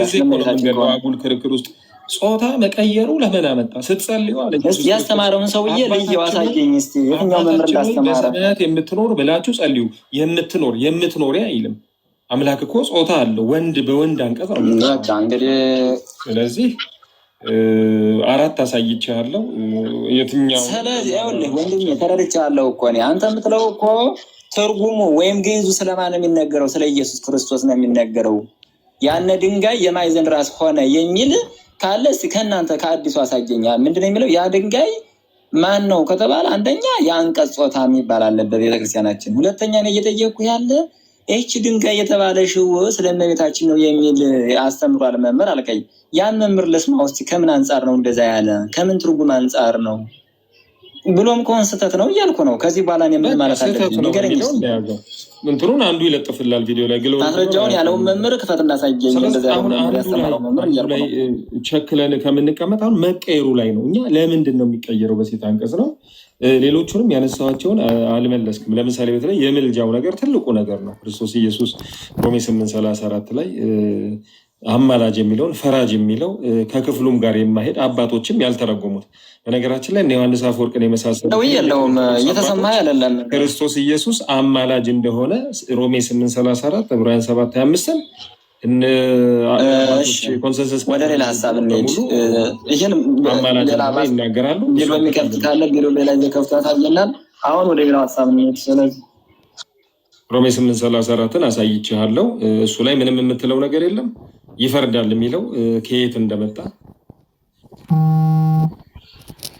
ስለዚህ እሱ ላይ ተማምነናል ማለት ነው። መቀየር የሌለ በጣም ወደዛ ደግሞ እንሸጋገር ወደ ሮሜ 8:34 ብለዋል ትልቅ የቤተክርስቲያን አስተማሪ። ስለዚህ ስህተት ነው መቀየሩ። ዓላማም አለው፣ የተቀየረበት ዓላማ አለው። መጽሐፍ ቅዱስን ትዊስት ለማድረግ በነገራችን ላይ ጆቫ መሰክርና ኦርቶዶክስ በዓለም ላይ የመጀመሪያ መጽሐፍ ቅዱስን የኔ ድምፅ የሚሰማ ከሆነ እዛ ጋር ሄዶ ምንድነው የሚለው? ወይቱ አቀስለን ያን ይላል ግዕዙ ራሱ። ስለዚህ የዛ ጋር ሄዶ ክርስቶስ በስጋ ወራት በመስቀል ላይ እያለ ያማለደንን በመስቀል ላይ የሰራውን ስራ ሄደህ አይ ፈራጅ ነው በዛን ሰዓት ፈራጅ ነበረ ካለ ድምፅ የሚሰማቸው ከሆነ ይህን ያለ ሰውዬ እኔም ስህተት ነው የምለው። ለምን ያ ቃሉ የሚነገረው ስለምን ነው ከተባለ ስለ ሊቀ ክህነት ነው። አሁን ላይ ምንድን ነው? ፈራጅ ነው። አዎ ፈራጅ ነው። ይሄን ለምሳሌ የእኔ ድምፅ ይሰማችኋል አይሰማችሁም? ግን ይሰማል። ግን ክርስቶስ ኢየሱስ አሁን ፈራጅ ነው። በቃ ኔትወርክ እየሰራ አይደለም።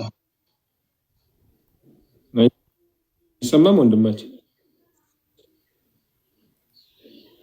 እሺ እንግዲህ ምንም ማድረግ አይቻልም። በቂ የተቀበለኝ ሆኖ ተመልሶ ይግባ። በነገራችን ላይ ምንድነው የመጣበትን ራሱ የገባበትን ዋና ነገሩ በኦርቶዶክስ ላይ የውሸት ነገር ነው እየተናገራችሁ ያላችሁት፣ የውሸት ክስ ነው ያቀረባችሁት ምናምን ብሎ አለ። የውሸት ክስ ማቅረባችንን እሱ ነው ማስረጃ ሊያቀርብ የሚችለው በነገራችን ላይ። ወይም ደግሞ ኦርቶዶክስ ተዋሕዶ ቤተ እምነት እንደ ቤተ ክርስቲያን ልጠራ አይገባም ብለን ስንል ያለውን በማስረጃ ነው እኛ የምናቀርበው። እሱ ነው የጠይቀ የሚገባው። እሺ ጆዬ መጥቷል። ቀጥሉ። ዳግሻ ያላችሁ ቀጥሉ። ስለዚህ አንድ ጥያቄ መሀል ላይ መጠየቅ የምፈልገው ነገር የመጀመሪያ ነገር በጣም ኔትወርክ ነው እኔ ጋ። እሺ ወንድሜ ያስወረደኝ ኔትወርክ ነው፣ በጣም ስለሚያስቸግረ ኔትወርክ ነው። እና ዳጅ ለአንተ መጠየቅህ ቤካ እንዳለው እየዋሻችሁ ነው ብለህ ኮሜንት ጽፋል። አዎ ጽፌያለሁ። ለምን ዳጅ የተናገረው ስለምን ነው? ከዛ ለማርያም ነው ለሚካኤል ነው እንጂ ለኢየሱስ ክርስቶስን አያመልኩም ብሏል ዳጅ። ይሄን አይደለም እንኳን እናንተ ወደኛ ሃይማኖት ትንሽ ቀረብ በምትሉት ይቅርና ሙስሊሞች ራሱ ኢየሱስ ክርስቶስ እንደምናመልክ ያውቃሉ። ይሄን ነው ነው ውሸት ከመጀመሪያው አሁንም ይያንተ ነው። ለምን አሁን ሌላ ይሰፋብናል።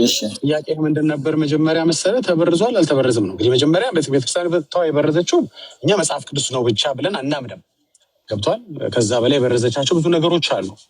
ግን የመጀመሪያው ያው መጽሐፍ ቅዱስ ከተበረዘ ኦፍኮርስ ሌሎች ነገሮችም ይበረዛሉ።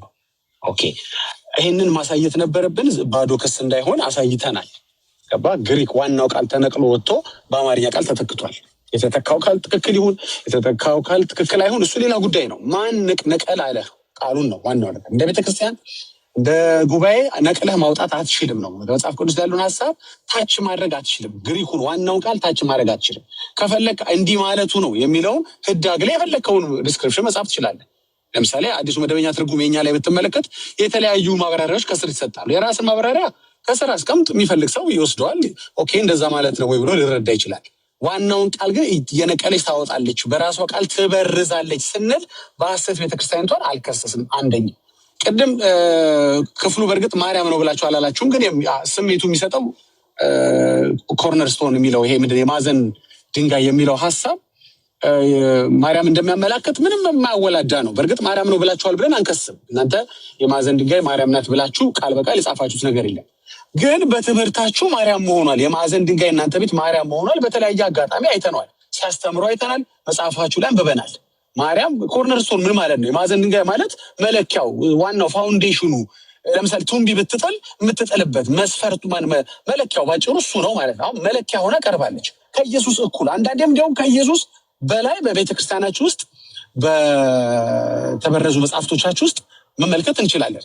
እሷ መለኪያ ሆና ስትቀርብ፣ እሷ የእሱን ውሳኔ ቀልብሳ የእሷ ውሳኔ ሲጸና፣ እሷ ኮርነር ስቶር ሆና፣ እሷ የማዕዘን ድንጋይ ሆና ብዙ ቦታዎች ላይ አንብበናል። እሱ ብቻ አይደለም፣ የእሷ ደም ነው የምንጠጣው፣ የእሷን ስጋ ነው የምንበላው እኮ ብለዋል ጳጳስ፣ በጳጳስ ደረጃ።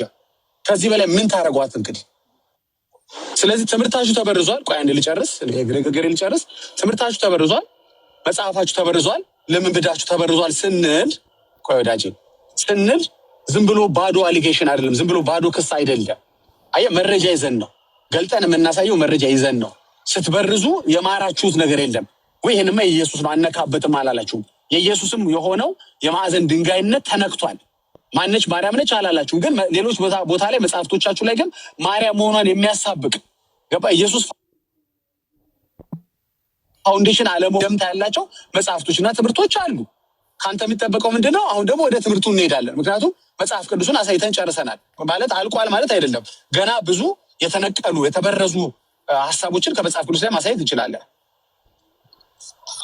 እያወራው ነው የምታቋርጠኝ፣ ሳልጠይቅ ነው የምትመልሰው። ሁለት ችግሮች ያየሁት ይህንን ነው። አንደኛ እያወራው ታቋርጠኛለህ፣ ሁለተኛ ሳልጠይቅ ትመልስልኛለህ። ጥያቄ ራሱ አላስቀመጥኩም ልመልስልህ ትለኛለህ። ስለዚህ ቀጥል። በቃ የሆነ ጥያቄ ፈጥረህ ራስህ የጠየቅኩ የመሰለን ጥያቄ ፈጥረህ መልስልኝ።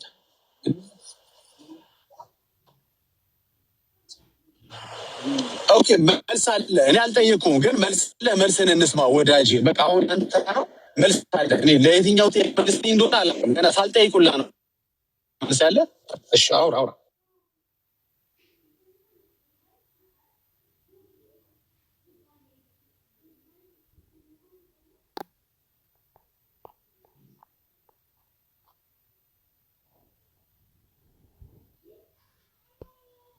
ካልጠፋ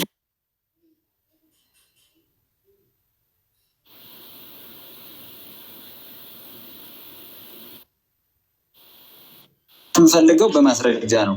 አንድ ይሄን ለማሁን አንተ ላልከኝ ደግሞ አሳየኝና ከኢየሱስ በላይ የማለም የማርያም ስጋና ደም ነው የምትወስዱት ወይም ቤተክርስቲያን እንደዛ ብላ የምታስተምረው ካልከኝ ይሄን ማስረጃ ከመጽሐፍ ቅዱስ አውጥተህ አሳየኝና ማስረጃውን እያየን አሁን አንተ የምታወራው እኔ የማወራው ዝም ብለህ በቃል ብቻ ከሆነብና ይሄ መጽሐፍ ቅዱስ የማይለው ነው የሚሆንብና ግን እስቲ ከመጽሐፍ ቅዱስ አውጥተህ አሳየ የማርያም ስጋና ደም ውሰዱ ለድነት ይሆናል ብለን ከመጽሐፍ ቅዱስ ያስተማርንበትን። እሺ ጠይቀሃል። ስለዚህ ልመልስልህ። ትምህርታችሁ የተበረዘ ነው እያልኩኝ እንዴት ነው ከመጽሐፍ ቅዱስ ማሳይ? የተበረዘ ትምህርት እኮ መጽሐፍ ቅዱስ ውስጥ የለም። ትምህርታችሁ የተበረዘ ስለሆነ ከመጽሐፍ ቅዱስ የወጣ አይደለም እያልኩ እየነገርኩ እኮ ተበርዟል የሚል ሙግት ነው ያዝነው እኔ እናንተ። ከመጽሐፍ ቅዱስ ካሳየሁማ የተበረዘ አይደለም። አየህ የማርያምን ደም ጠጥተናል ሲሉ አቡነ ሕዝቅኤል የማርያምን ስጋ ነው የምንበላው ሲሉ አቡነ ሕዝቅኤል ከየት እንዳመጡት አንተ ነሳቸው ነው። ይሄን የተበረዘ ትምህርት ከየት እንዳመጡት መጠየቅ ያለብህ እኮ አንተ ነህ። እኔ እኮ እየሞገትኩ ያለሁት ትምህርታችሁ የተበረዘ ነው፣ መጽሐፍ ቅዱሳችሁ የተበረዘ ነው አልኩኝ እንጂ ልክ ነው እኮ አላልኩም። ልክ ነው ብል ኖሮ ነው ከመጽሐፍ ቅዱስ ማሳየው፣ እንዳታቋርጠኝ። ስለዚህ ከፈለክ ከራሳችሁ መጽሐፍ ላይ ደግሞ አሁን ላሳየህ። አሁን ከመጽሐፍ ቅዱስ አሳየው። ከፈለክ ቪዲዮ ደግሞ አሳያለሁ ስታስተምሩት። ከዛ ደግሞ እኚህ ግን አቡነ ሕዝቅኤል ትምህርቱን ከየት አመጡት ስንል ደግሞ ከየት እንዳመጡት መጽሐፉን ደግሞ አሳያለሁ። ገባሳችሁ? ዝም ብሎ አልተናገሩም። ባይተው የእሷን ደም ነው የምንጠጣው ሲሉ የእሷን ስጋ ነው የምንበላው ሲሉ ዝም ብለው ከመሬት ተነስተው አይደለም የተናገሩት። ያነበቡት መጽሐፍ ስላለ ነው። አንባቢ ናቸው ሰውየው። ዝም ብሎ ተራ ሰው አይደሉም። አንብበው ነው የሚናገሩት። ሰውየው ግን ያነበቡት ከመጽሐፍ ቅዱስ ላይ አይደለም። ያነበቡት ከታምረ ማርያም ላይ ነው። ከታምረ ማርያም ላይ ያገኙትን ወንጌል መስሏቸው ወይም ደግሞ ወንጌል ነው ብለው ስላመኑ ሰብከውታል። ይሄንን እኔ የተበረዘ ትምህርት ብዬ እየተቃወምኩ ያለሁት የማርያምን ደምና ስጋ አይደለም እኛ የምንወስደው። በማርያም ደም አልተቤዠንም፣ የኃጢአት ስርየት በማርያም ደም አላገኘንም እኛ ስንል መጽሐፋችሁ ግን ይላል። አሳየኝ ነው ካንተ ቢጠበቀው። መጽሐፋችን ያለበትን አሳየኝ። ቅድም ከመጽሐፍ ቅዱስ የበረዝነውን አሳይተኛል። አሁን ደግሞ ከመጽሐፍቶቻችን አሳየኝ በላይ አሳያለሁ። ሌላው ደግሞ ስናስተምር ያለንበትን ቪዲዮ ደግሞ አሳየኝ በላይ አሳያለሁ። እንዲህ አይነት ድፍረት ላይ ነው ያላችሁት። እንግዲህ ምን ይደረግ። ስለዚህ የበረዛችሁት የሆነች ፓርት አይደለም የበረዛችሁት፣ ያልበረዛችሁት የሚባል ፓርት የለም። ልምምዳችሁ፣ ትምህርታችሁ፣ መጽሐፍ ቅዱሳችሁ። ጨርሻለሁ።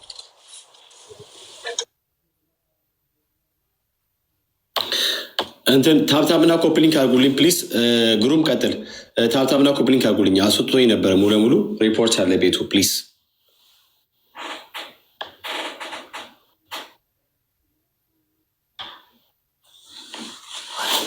ግሩም ዳጊ አሁን ላልከኝ ሁሉ አይ ቲንክ ግሩም ብቻ የሰማኝ ነበር አይሰማም ነበር የደን ብስ መሰለኝ። እሺ ቀጥል ግሩም። እንግዲህ እየሰማሁ ነው የቆየሁኝ። በቃ አንተ ከሰማህ እንግዲህ የለም። እሺ በኋላ እየሰማሁ ነው የቆየሁኝ። እሺ ጥሩ ቀጥል አንተ። እሺ ስለዚህ አንደኛ ነው እያልኩ አቡነ ሕዝቅኤል አቡነ አንቶኒያ ቤተክርስቲያን በየዕለቱ ጳጳስም ቄስም ትቀይራለሽ። እያወራሁት ያለ እኔ መጽሐፉ የሚለውን መጽሐፉ የሚያዘውን ከቤተ ክርስቲያን ለምሳሌ ይሄ ጳጳስ እንደዚህ ብሎ ከዚህ መጽሐፍ አንስቶ ተናገረ፣ ይህም መጽሐፍ ርዕስ አድርጎ ካልከኝ ኦኬ፣ አዎ ተሳስቷል ጳጳስ ላለው ከራሱ አውጥቶ ከሆነ የተናገረው ለእኔ ስህተት ነው። ይሄ መጀመሪያ ነገር። ሁለተኛ ደረጃ ቤተክርስቲያናችን ዛሬም ነገ መነገ በኋላም የማርያም ስጋና ደም ተቀበሉ ወይም ማርያም ተሰቅላ ሙታ አድናችኋለሽ የሚል መምህር አይመጣም፣ መጽሐፍም የለም። አንድ ሁለተኛ መጽሐፋችሁ ስለተበረዘ መጽሐፍ የላችሁም ማለት አንተ ምንድን ነው ማለት ነው? ኦርቶዶክስ የምትባል እምነት ዝም ብላ በውሸት ብቻ ነው የምታስተምሩ ማለት ነው። ይሄ ማስረጃ አይሆንም። መጽሐፏ እስካሁንም አልተበረዘም፣ ነገም አልተበረዘም። ቅድም ላሳያችሁኝም ተበረዘ ላላችሁኝ አልተበረዘም። አንድ የተበረዘ አልሰጣችሁኝም። ለምን? ከዛ ጋር ሄደን ስለ ማርያም ስጋና ደም መናገርና ለምሳሌ ያቺ ሮሜ 8:34 ፈራጅ ነው አማላጅ ነው ብላችሁ እናንተ አማላጅ ትሉታላችሁ። አማላጅ ያለመሆኑን ብዙ ቀን አውርተንበታል። ስለዚህ በዛ አንጻር ከሆነ ከሄድና ያቺ ቃል ተበረዘሽና በአጠቃላይ መጽሐፍ ቅዱስ አያስፈልግም ካልክ ይሄ ሊያስረዳኝ አይችልም። ያቺ ተበረዛለሽ ወይ? አልተበረዘሽም። ለምን? ከዛ ጋር ያለውን ነገር ትርጉሙን ማወቅ አለብን። ሳናውቅ ትርጉሙን በቃ ተበርዟል መጽሐፍ ቅዱስ ካልና እንደኔ በስህተት ነው የሚይዘው። ስለዚህ ግን ያውን አንተ ማስረጃ የምጠይቅህ የማርያም ስጋና ደም ነው የሚቀበሉት ወይም ተቀበሉ ለሚያዙ ኦርቶዶክሶች ካልከኝ ለዚህ ማስረጃ ስጠኝ። ወይም አቡነ ሕዝቅኤል ከምን አንጻር የትኛው መጽሐፍ ጠቅሰው እንዳስተማሩ የተጠቀሰው መጽሐፍ ነው። አሁን ሕዝቅኤልም ማንኛውም ጳጳስ እኔ ከመጽሐፍ ጠቅሶ ካስተማረ ተሳስቷል፣ ይሄ መጽሐፍ ተሳስቷል ልል እችላለሁ። ከራሱ አንደበት ከሆነ ግን ጳጳስ አይደለም የማመልከው፣ እኔ ጳጳስ አይደለም የሚመራኝ፣ እኔ መጽሐፉ ነው የሚመራኝ። ስለዚህ ይህ ከምን አንጻር እንዳሉት ይሄ ለማሳየኝ መጽሐፉንም ተበረዘ የሚለውን ለምሳሌ ስለ ቅድም ስለ 18:22 ላይ የዳዊት መዝሙር አሳይተኛል። ያ አልተበረዘም፣ መበረዝም አይባልም። ስለ ድንግል ማርያም አይደለም ትርጉሙ። ስለዚህ ከዚህ አንጻር ይሄ ስህተት ነው ተበረዘ የሚለውን መለስና በጣም ከረዘመ የሁሉ በጣም ኮምፒውተር አይደለሁም። አጠር ካላረከው ጥያቄዎች ይረዝማሉ። ኦኬ፣ ስለዚህ መበረዙን በመረጃ ያሳየንበትን እስኪ ሄደን አንዴ በወፍ በረር እንዲያው ግሪኩ አለች ቤተክርስቲያን። ማን ያቻለችው? ጴንጤን ያለው አይደለም፣ ሌላ አካል ነው ያለው አይደለም። ራሷ የኢትዮጵያ ኦርቶዶክስ ቤተክርስቲያን ያለችውን የደገም ነው። አንዴ ልጨርስ፣ አታቋርጠኝ፣ እየመለስኩልህ ነው። ኦርቶዶክስ ያለችውን ነው ምደግምለት ለወንድማችን ግሩ። ኦርቶዶክስ ምን አለች? ግሪኩ ይማልዳል ይላል አለች። ዳጊን ያለው አይደለም። አይ መስሏችሁ እኮ ነው። መማለድ ሲባል ፍርድ ነው። እሱ የፈለከውን ትርጉም ስጠው። ግሪኩ ምን ይላል ስትላት ኦርቶዶክስን ግሪኩማ ይማልዳል ይላል አለች። እኔ ደግሞ ግሪኩ በሚለውን ሂድ እያልኩ ነው። በኦሪጂናሉ ቃል እንሂድ፣ አዲስ ኪዳን በተጻፈበት እንሂድ ካልሽ አንቺም ካመንሽ እኔም ይማልዳል ነው ግሪኩ የሚለው ካልኩኝ፣ ታዲያ ግሪኩ ነዋ ከላይ መጻፍ እኮ ያለበት። ከዛ ይማልዳል ሲል እኮ ይፈርዳል ማለቱ ነው እንትን ማለቱ ነው የሚለው ማብራሪያሽን ከፈለሽ ሌሎች መጽሐፍት ላይ ወይም ደግሞ ከስር ህዳጉ ላይ መጽሐፍ ትችያለሽ። የሚከለክልሽ የለም። ዋናውን ነገር አትበርዢ። መበረዝ ማለት አንድ ነገር ከሌላ ነገር ጋር መቀላቀል የሚለው ሊሆን ይችላል። በሌላ ቃል መተካት ወይም ዋናውን ቃል ማጥፋት፣ መሰረዝ የሚሉት ሀሳቦችን ይዛል። እነዚህን አድርጋለች ቤተክርስቲያኒቷ የሚለው በመረጃ ሳይተናል። አንተ አሁን በጌታ በኢየሱስ አሁን መጣ እንዴ? ይሄ በጌታ ጉሩሜ አውቃህ አይደለም አይደል? ወይስ ኔትወርክ ነው? ቃቸው ካልፈለገ ዳግሻ አውቆ ነው የሚያደርገው። ገባ እንግዲህ ወይ አውቆም ሊሆን ይችላል፣ ላይሆንም ይችላል፣ ኔትወርክም ሊሆን ይችላል። ኦኬ፣ ለማንኛውም እኔ ሌሎች ምናልባት መልዳሽ ሊፈልጉ የሚችሉ ካሉ ሀሳቡን ልጨርሰው። ስለዚህ አሁን ይሰማኛል። ግሪኩ ይማልዳል ያለችው ቤተክርስቲያኒቷ ነች። በቃ ካልሽ ታዲያ እንደሱ ካልሽ ለምን ይፈርዳል ብለሽ ቀየርሽ ተብላ መጠየቅ ያለበት ቤተክርስቲያኒቷ ለምን በረስሽ ነው። ኦኬ፣ አንደኛ። ሁለተኛ ከልጇ ጎን በፈሰሰ ደሟ ይላል። ከልጇ ጎን የፈሰሰው የእሷ ደም ነው ወይ? አዎ አሉ። እንግዲህ የራሴ አባትህ እኮ የሰበኩት እኮ ዝም ብለው አልሰበኩም። ከየት እንዳመጡት ያውቁታል። እኔ ከነገጹ ከነመጽሐፉ ገልጬ ላሳይ ይችላለሁ። እዚህ ጋር ሌላም ኦርቶዶክሳዊ ካለ የት ቦታ ነው የፈሰሰው ደም እኛ የማርያም ነው ያልነው የምትሉ ካላችሁ ግቡ። ኃጢአትን አጥባ ወደ መንግስተ ሰማያት የምታደርስ መሆኗን እዛው ክፍል ላይ ይናገራል። ለማርያም ለመስገድ እንሽቀዳደም፣ ለእግዚአብሔር ግን ለመስገድ አንሻ የሚለውም ሀሳብ እዛው ተጽፏል። እዛው አንድ አንቀጽ ላይ ነው የተጻፈው። ከዚህ በላይ መበረዝ አለ ወይ? መጽሐፍቶቿ ተበርዘዋል። መጽሐፍ ቅዱሷ ተበርዟል። ስብከቷ ወይም ትምህርቷ ተበርዟል። ልምምዷም ተበርዟል። ሐዋርያቶች የማያውቁት ልምምድ ታደርጋለች ቤተክርስቲያኒቷ። ማዕት ልምምድ ትላንት ሲናገሩ ነበረ። እምነት ተሸጣለች ቤተክርስቲያኒቷ። እምነት እንግዲህ ያስቡት። እንግዲህ የማይታየው ነገር የሚያስረዳውን እምነት በእቃ መልክ አድርጋ የምትሸጥ ቤተክርስቲያን ነች። እንኩ ብላ እምነት ለእምነት ዋጋ አውጥታ እየቀባች ግንባር ላይ ትሸጣለች። እንግዲህ አስበው። እምነት ከመስማት እንጂ ከአፈር አይገኝም። ከዚህ በላይ መበረዝ ምን አለ ወዳጄ? እንዲ ኧረ ተው በጌታ። ሂሳብ አውጥተሽ እምነት የምትሸጭ ከሆነሽ፣ ፍትሀት የምትሸጭ ከሆነሽ ሂሳብ አውጥተሽ ለግማሽ ፍትሀት ለሙሉ ፍትሀት ዳጊ ለሚያወራው ነገር አምጣ ሊባል ስለሚችል አዘጋጅቶ ነው የሚያወራው። ሁሌም እንደምናገረው ከማውራቴ በፊት እጄ ላይ ያሉትን ነው የማወራው እንጂ ከዚህ በላይ ምን ፍቅርና እኮ አለ ቤት ውስጥ። የት ቦታ ነው ፍትሀት የሸጥ ነው ምትለኝ ካለ እና ዋጋ አስልተህ የሸጥክበትን ላሳይ። እምነት የት ነው የሸጥ ነው ካለ ና ላሳይ። እምነት እኮ ትሸጣለች። ፌዝ እኮ የሸጠች ቤተክርስቲያን ነች። ዚዝ አንህርድ እኮ። ምን እያላችሁ ነው? እሺ ወዳጆች ይቀጥሉ። ያቀጥል ዳጊ ያዘው ሲያወራው የምታወራውን ነገር ሳወራ ኔትወርኩን ቢቢያ እያለው ነው። በቃ ሌላ ሰው ያወራው የኔ ኔትወርክ ሌላ ደገኛ ገብስ ሌላ ሰው ካለ ቀጥሉ። በነገራችን ላይ ዝም ብሎ መናገር ብቻ ሳይሆን መጽሐፍ ቅዱስ ምን ይላል፣ ቤተክርስቲያን ምን ትላለች፣ የያዛችሁት መጽሐፍስ ምን ይላል የሚለው ነው በዛው መታየት ያለበት። እና አሁን አንድ ሰው ብዙ ስለተናገር አይደለም። አንድ ነገር ልታውቅ የሚገባው ነገር መጽሐፍ ቅዱስ ነው እንጂ አዋልድ መጽሐፍቶችን የሚያመሳክረው አዋልድ መጽሐፍት ይዘህ መጥተህ መጽሐፍ ቅዱስን ልታመሳክረው አትችልም። አንድ ልታውቀው አንድ ገርል ይዘህ የአንድ ገርላንን ታሪክ ይዘህ መጽሐፍ ቅዱስ ጋር አመሳክረዋለሁ ካልክ አንተ ነህ መናፍቁ ትክክለኛው ማለት ነው። ከየትኛው ነው በልጇ ጎን የተሰቀለው የሚለው? እኛ የተሰቀለውን እናውቀዋለን ማን እንዳዳነን። እምነት ትሸጣለችም እያልክ ነበር። ግማሽ ፍታትና ሙሉ ፍታትም እያልክ ነበር። ግን በነገራችን ላይ መጽሐፍ ቅዱስን ታውቁታላችሁ? አዎ ብለህ የምትሞግተኝ ካለ ሳትንጫጩ አንድ ሰው ብቻ እኔ ጋር ተናገር። መጽሐፍ ቅዱስ ምን ይላል?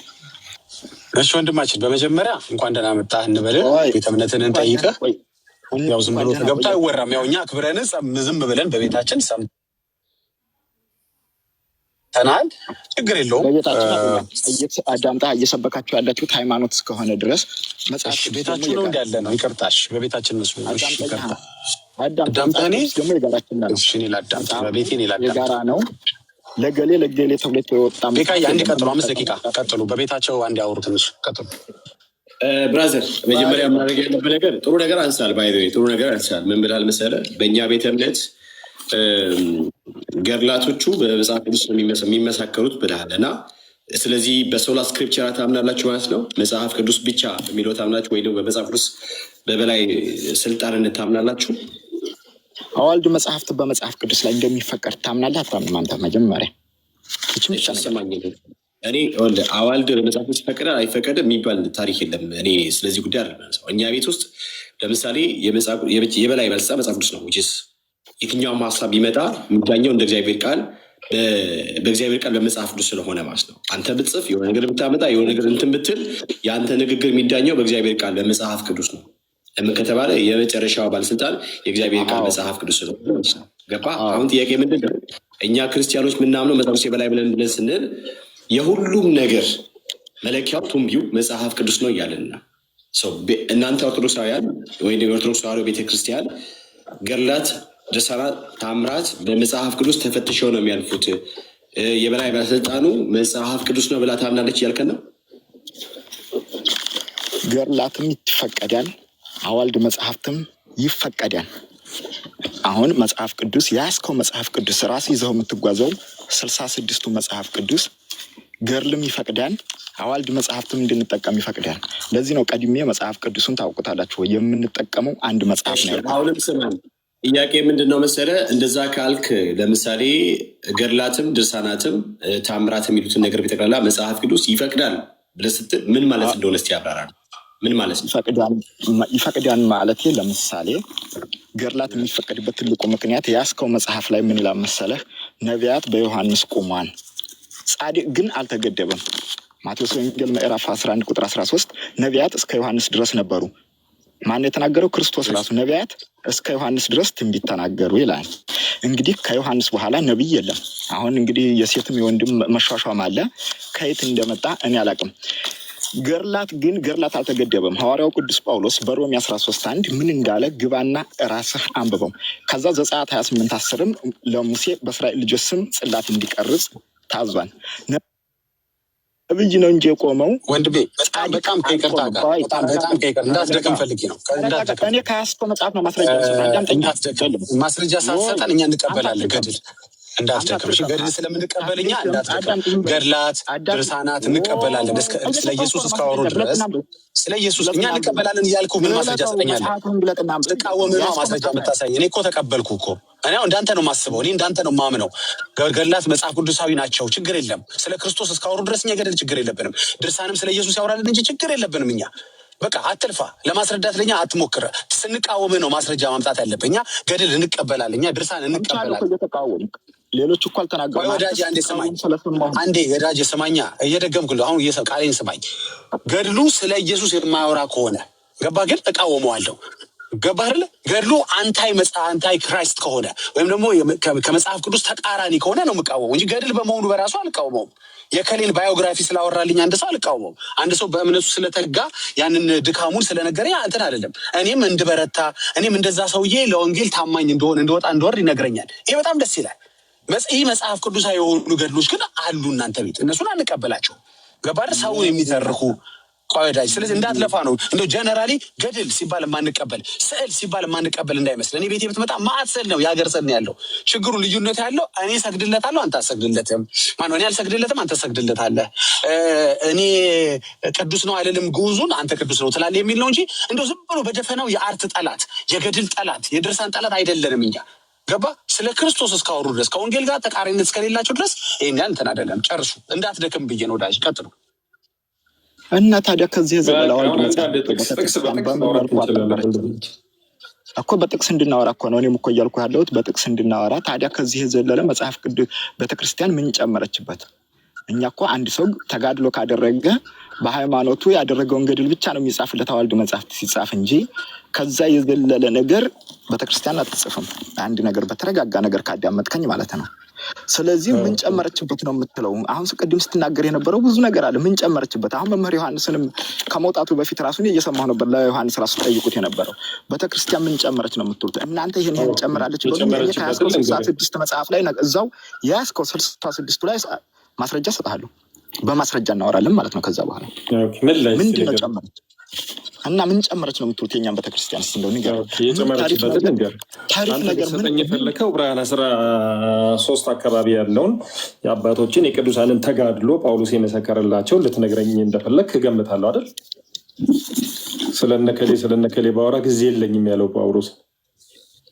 እሺ መጽሐፍ ቅዱስ ላይ መጽሐፉ አንደኛ ኮንፈርምድ ነው። ስለ ክርስቶስ መጋደላቸው ትክክለኛ ማስረጃ ነው። ከመጽሐፍ ቅዱስ ያለውን ግን በመጽሐፍ ቅዱስ እንመረምረዋለን ያልኩት አንደኛ ተጋድሏቸው እውነት ስለ ክርስቶስ ነው ወይ? ሁለተኛ አፈጣጠራቸው፣ ስራቸው ተጋድሎ ተብሎ የተጠራው ነገር እንደ መጽሐፍ ቅዱስ ሀሳብ ነው ወይ ተብሎ ሲመረመር ብዙዎቹ ከክርስቶስ ወንጌል የተለየ ስራ ሰሩ የሚባሉ ናቸው። ለምሳሌ ሴጣንና እግዚአብሔርን ለማስታረቅ የጣሩ እንዲህ አይነት ሙከራ መኖርም የለበትም።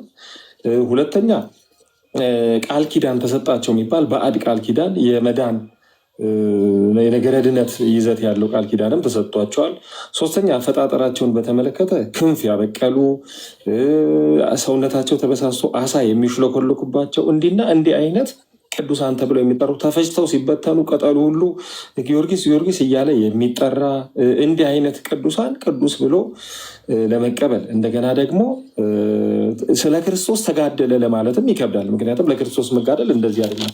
ለክርስቶስ መጋደል ማለት የክርስቶስን ወንጌል ሲናገሩ መሞት፣ መሰቀል፣ መቆረጥ፣ በመጋዝ መሰንጠቅ እንጂ 100 ዓመት ጣና ውስጥ ተዘቅዝቆ የጎጃምን ቡዳነት ማርልኝ ብሎ ያልታዘዘውን ትእዛዝ መፈጸም አይደለም። በዚህ ምን ገምታለን? ክርስቶስ ኢየሱስ ተክታችሁ ጸልዩ ነው እንጂ ያለው ተዘግዘቁ ምናምን ተዘግዘቆ ሰው ልጸልይ ቢል ጣና ውስጥ ከ3 ደቂቃ በኋላ የለም ብሬንድ አይደለም። 5 ደቂቃ በኋላ ክሊኒካል ነውና አልታዘዘም። እንዳሁን ጊዜ ፓስተሮች ፀጉሩን ፈርዞ ከራባት አስሮ የዛሬ ዓመት መኪና ትገዛለህ ሂድና አካውንትን ፈትሽ ብር ገብቶልሃል እንዲል ነበር የፈረድከው። አሁን ስለ አቡነ ገብረ መንፈስ ቅዱስ ልትናገር እንደሆነ ገብቶኛል። የጎጃም ህዝብ ካልማርክልኝ ከዚህ ውሃ ውስጥ አልወጣም ያለው አቡነ ገብረ መንፈስ ቅዱስ ነው። እና አዳምጠኛ እና ታዲያ ባህር ዳር ውስጥ አዳምጣ የጎጃም ህዝብ ውስጥ ገብቶ ታዲያ በቃ አሁን ባህር ሊሰምጡ ነበር አድኛችኋለሁ እንዲል ነበር የፈለግከው እንዳሁኖቹ ፓስተሮች ነው ወይስ በጾም በጸሎት እነዚህን ህዝቦች እስከምትምርልኝ እኔን ግደለኝ እንጂ አልወጣም ማለቱ ነው? ማንኛውን ወሰንከው አንተ? አሁን እንደው እንዳንተ እንደ ሃይምሮ ራሱ አይ በቃ ማበል ሊመታችሁ ነበር አድኛችኋለሁ ቢል ነው የሚሻለው። ይህን ህዝቤን እስከምትምርልኝ ድረስ እኔ አልወጣም እዚሁ እሞታለሁ ማለቱ ነው። ማንኛውም በነገራችን ላይ እኔ አልወጣም እዚሁ እሞታለሁ ብል ሙት ነው የሚለው እግዚአብሔር። እንዲህ አይነት ልመና ክርስቶስ እንደዚህ አላስተማረም። ምክንያቱም ሳታቋርጡ ጸልዩ ነው ተግታችሁ ጸልዩ ነው እንጂ የሚለው እግዚአብሔር አምላክን አትፈታተነው ተብሎ ተጽፏል። እኔን አዳምጠኝ። መጽሐፉን አታውቁትም ያልኩት እኮ ክርስቶስ ግን እዛው ሙት ሳይሆን ክርስቶስ አዳምጠኝና ነው ክርስቶስ እዛው ሙት ሳይሆን የሚለው ክርስቶስ እንግዲያስ አልወጣም ካልሞትኩ ካልክ እዛው ሙት ነው የሚለው ክርስቶስ ያልከው ሊገድል ሄደውንም ጳውሎስን ሐዋርያ አድርጎታል። እስራኤልን በዝሙት አርክሳሌ በሙሴ ሕግ ትወገር የተባለችው መቅደላዊት ማርያምንም ተንሣኤ ሙታኑን ገልጾላታል። እኔ ለዚህ እኮ ነው ክርስቶስ ዓርብ ዕረብ ስጋ የሚበላ ጠጋበኛ እኮ አይደለም። ምንድን ነው ያለው? በሽተኞች እንጂ ጤነኞች መድኃኒት አያስፈልጋቸውም፣ ለበሽተኞች ነው የመጣሁት ብሏን። እና አንተ እንዴት ብታስበው ነው ክርስቶስማ ቢያናግረው እዛው ሙት ነው የሚለው የምትለው? ሊገድል ሄደውን ሐዋርያ ያደረገ ክርስቶስ ይህን ህዝብ ካልማርክልኝ ብሎ በባዶ ሆዶ የተዘቀዘቀውን ሰውዬ ነው የሚገድለው? በአንተ አስተሳሰብ እንደው እንዴት በሰውኛ ዝታራሱ ሚወት አድርገው። እሺ እንግዲህ መጽሐፍ ቅዱስም ሲናገር ማቴዎስ 4:5 ላይ እግዚአብሔር አምላክን አትፈታተን ነው። እግዚአብሔርን ለመፈታተን ተገልብጦ አፕሳይድ ዳውን ሆኖ በጭንቅላቱ ተዘግዝቆ ጸልያለሁ የሚል ሰው ካለ ሹርሊ ይሞታል። አልታዘዘም። ክርስቶስ ሰው ሳያቋርጥ እንዲጸልይ ነው። መርዝ እንኳን ብትጠጡ አይጎዳችሁም ያለው ሰው ቢያጠጣው ወይ በክፋት የተነሳ ሰው መርዝ ቢሰጥህ እንጂ ወደህ መርዝ ብትጠጣ አትሞትም ማለት አይደለም። ስለዚህ እንደዚህ አይነት ጸሎት የለም፣ አልታዘዘም ክርስቶስ አላዘዘም። እና የእስጢፋኖስን መወገርና የዮሐንስ አንገቱን መቆረጥ አዳምጣ ክርስቶስ ተቃውሞታል። በምድር ነበር ዮሐንስ አንገቱን ሲቆረጥ። ስለዚህ በጽድቅ አልተወሰደለትም። መጥምቀ መለኮት ቅዱስ ዮሐንስ ለምሳሌ አንገቱ ተቀጥሎለት አልሄድም። ክርስቶስ በምድር ቢኖር ታዲያ ስለኔ ከሆነ የተቆረጥከው ዙ ግማ ብሎታል። ለምንድነው ሰማዕት የሆነው? አዳምጠኛ። ለምንድነው ሰማዕት የሆነው ንገረኝ። ክርስቶስ በምድር ነበር ዮሐንስ ሲቆረጥ። አዳምጠኛ። እኔን አዳምጠኝ። ተቀጠለለት አንገት ብለሃል ወይስ በስተት ነው? እኔን አዳምጠኝ ዝም ብለህ። ክርስቶስ በምድር እያለ ነበር ዮሐንስ ስለ ክርስቶስ አንገቱን የተቆረጠው። ስለኔ ስላልተቆረጥክ ብዙ ቅር ለምን አላለው? ለምን ሰማዕት ሆነ? እስጢፋኖስ ለምን በድንጋይ ተወገረ? ክርስቶስ ነበር ሲወገር። ለምን ስለኔ አልተወገርክምና? እሱን ተወው። እሱ አይደለም እኔ እናንተን የሚያጣላና እንደዚህ ብሏል። ሰምታችሁ ወገኖች፣ ክርስቶስ በምድር ነበር። ስለኔ አልተወገርክም ብሎታል። ስለኔ አልተወገርክም ያለው በውጨት የመጣውን አንገት በሰርጀሪ እንደገና ምናልባት ተቀጥሎለት ከሆነ አላውቅም። ይሄ የተረቶች በዘፈቀዴ አዳምጠኛ። በዘፈቀዴ አሁን እናንተ ሌላው ምናምን ወደሆነ ነገር ልታስገባ ከምትፈልግ በመጽሐፍ ቅዱስ በማስረጃ ኦርቶዶክስ ተቀጥያ የምታመልከው ምንድን ነው ብያለሁ እኮ። እኔ እኮ በማስረጃ ንገረኝ፣ በማስረጃ ነው መልስ ልስጥ ብያለሁ እኮ። እስኪ ይሄ ነው የእሷ ባዕድ አምልኮ የቀጠለችው ይሄን ነው በልና ንገረኝ። ይህን ቀጥላበታለች። መጽሐፍ ቅዱስ ግን አያዝም በልና አስረዳኝ። መውጫ ዳመታለ እንዲህ እኮ ስንጠያየቅ ጥሩ ነው። እሺ አመሰግናለሁ። እንግዲህ ባዕድ አምልኮ፣ የፍጡር አምልኮ፣ የስዕል አምልኮ፣ ታቦት ተብሎ የሚጠራው ነገር አምልኮ የብዙ አምልኮ አላት። ዲፔንድ የምታደርገው ፍጡር ላይ ነው። ጉዳዩ ከፍጡር ጋር ነው። ምክንያቱም እንግዲህ ፍጹም ልቧን ቤተክርስቲያኗ እንደ ቤተክርስቲያን፣ አማኞቹ እንደ አማኝ ፍጹም ነፍሳቸውን እየገዛው የተቆጣጠረው ፍጡር ነው። ከአንድ ጀምሮ እስከ 30 ብንቆጥር ኦፍኮርስ የማርያም ቀን ሰው ክርስቶስን ያመልካል ተብሎ አይታሰብም። ክርስቶስ ባዕድ ነው ለዛች ቤተ እምነት ብለንም የምናወራው በምክንያት ነው። ምክንያቱም ክርስቶስ ሲባል ሰዎች ይደነግጣሉ። ከሁሉ በላይ አይታመኑትም። ሕፃን ልጅም ተደርጎ ነው የሚሳለው። ክርስቶስን እንሳለው ካልን ራእይ 1:12 ነው። ደረቱን በወርቅ መታጠቂያ የታጠቀ ከአፉ በሁለት የተሳለ ሰይፍ የሚወጣ ወዘተርፈ ነው እንጂ ሕፃን ልጅ ተደርጎ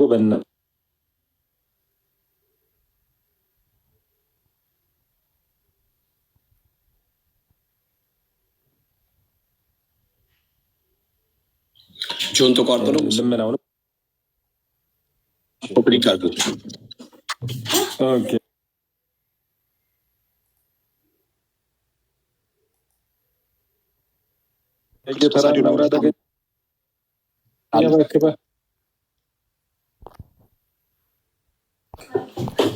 በየተራ እናወራ።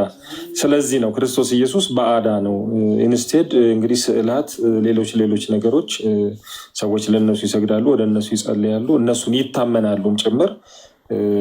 ፍጡራን ስል መላእክትንና ቅዱሳን ተብሎ የሚጠሩ ሰዎች በብርቱ ስለሚታመኑ ክርስቶስ ኢየሱስን አያመልኩትም። በልባቸው ውስጥም የለም፣ በአምልኮት ውስጥም የለም የምንለው ለዚህ ነው። ስሙ ግን አለ። በነገራችን ላይ ክርስትና ማለት ክርስቶስን ማወቅ ሳይሆን በክርስቶስ መታወቅ ነው እንላለን ብዙ ጊዜ። መጽሐፍ ቅዱስ ገላትያ ላይ እግዚአብሔርን ስታውቁ ይልቅስ በሱ ስትታወቁ እንዴት ፈጥናችሁ ወደ ቀደመ ነገር ሄዳችሁ እንደሚል ትልቁ ነገር መታወቅ ነው፣ በክርስቶስ መታወቅ ነው። እኛ ሁላችንም ትልልቅ ሰዎችን እናውቃለን፣ እነሱ ግን አያውቁንም።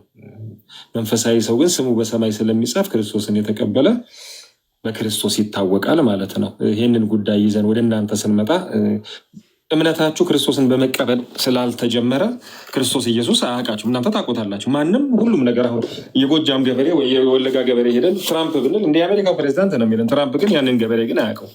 ስለዚህ ኢየሱስን ታውቁታላችሁ፣ እሱ ግን አያውቃችሁም። ለምን? ክርስቶስ ኢየሱስን በመቀበል ክርስትናችሁ ስላልጀመረ ብዬ ነው። ወንድማችን አይ እናውቀዋለን እንዲህ ነው ካልክ ልትነግረን ትችላለህ። አችና ላይ ክርስቶስ የሚሰበከው በገበያ ሰፈር፣ በአውራ ጎዳና መንገድ ላይ ወይስ ህዝብ ባለበት ቦታ ወይስ የእናንተ ቸርች ላይ ወይስ ቤተክርስቲያን? እኔ በጣም የሚገርም ብራዘር፣ አሁን ዝም ብለህ የምታወራው እንትን ነው። ይሄ ምንድን ነው? የሰፈር የአሮጊት ወሬ ነው የምታወራው። እኛ የጠየቅን ያለው ነገር በማስረጃ ልሰጥህ ነው። ተረጋጋ። ለጠየቀኝ ሰው የመልስ ልሰጠው ነው። እኔ ወንድም ሰማኝ። አንተ የአሮጊት ነገር ነው የምታወራው። ሲጀመር አንተ ለምትለው ነገር ስማ ብራዘር፣ እባክህ ስማ። ማስረጃ አንተ ለምታደርገው ነው ብራዘር፣ ልሰጥህ ነው። የሰማነው ስማ፣ መጀመሪያ ስማ። ምድር ብትሰማው ስማ መጀመሪያ። እኛ የምንፈልገው የሰፈር ወሬ የአሮጊት ተረት ተረት አለ የምንሰማው። ምንፈልገው ማስረጃ እንድትሞግስ ነው። ኦኬ። ቤተክርስቲያኗ አምሶሪ ቤተ እምነቷ የምታደርገው መንፈሳዊ ልምዶች አሏት። እነኛን መንፈሳዊ ልምዶች እንደ እግዚአብሔር ቃል በመጽሐፍ ቅዱስ ማስረጃ እያመጣ አሳየን ነው። አሳየን። አንተ አትቀጥልበት። ሰውየው ለጠየቀኝ እኔ መልስ ሰጠዋለሁ። ከአንድ ጀምራችሁ እስከ 30 የምታመልኳቸው የሰው አይነቶች እነዚህ ክርስቶስን አስረስተዋቸዋል ብሎ ነው ጥያቄ የጠየቀው። ለእነዚህ የሰው አይነቶች ብሎ ለጠቀሳቸው ደግሞ በመጽሐፍ ቅዱስ ላይ እንደሚፈርዱም ግብር እንደምንከፍላቸውም ጽዋቸውንም እንደምንጠጣ መጽሐፍ ቅዱስ እንዳዘዘ ታምናለህ ወይስ አታምንም? የያዝከው መጽሐፍ ላይ የለም በለኝና እንግዲህ አላምንም። ለእኔ አስረዳኝ ጽዋቸውን የት እንደምንጠጣ። ካህን ነው የምፈልገው። ማቴዎስ ወንጌል ምዕራፍ 10 ቁጥር 41 እና 42 ብቻ አንብብልኝ፣ ግለጸው። የያዝከው 66 ማቴዎስ 10 41 42 ጽዋቸውን እንጠጣለን። እንደውም በካህኑ ፊት አንድ ጽዋ ውሃ ይዞ ስማቸውን ያስጠራ በእኔ ዘንድ ታላቅ ዋጋ እንዳለው በክርስቶስ ዘንድ እንዳውም በደንብ እነግርሃለሁ። ኧረ በደንብ ላንብቦ። ማቴዎስ አልደርሳልብኝ ዮሐንስ ወንጌል ነኝ ገና ወደኋላ ሉቃስ፣ ማርቆስ። እሺ ማቴዎስ 10 41 ነው ያልከኝ አይደል? 41 እና 42 እሺ። እኔ ግን ከላይ ብጀምረውስ ቅር ይልሃል? ማቴዎስ 10 ከአንድ ጀምሮ አንድም ነገር አልፈልግም። 41 እና 42 አንብበው። የተቆረጠ አይሆንም ግን አይቆረጥም። አንብበው። አውድ የሚባል ነገር ግን የለም። እሺ አነብልሃለሁ፣ ግን እንደው ዝም ብለን አንብበው ያችን ብቻ። እሺ የእግዚአብሔር ቃል ነው፣ አንብባ።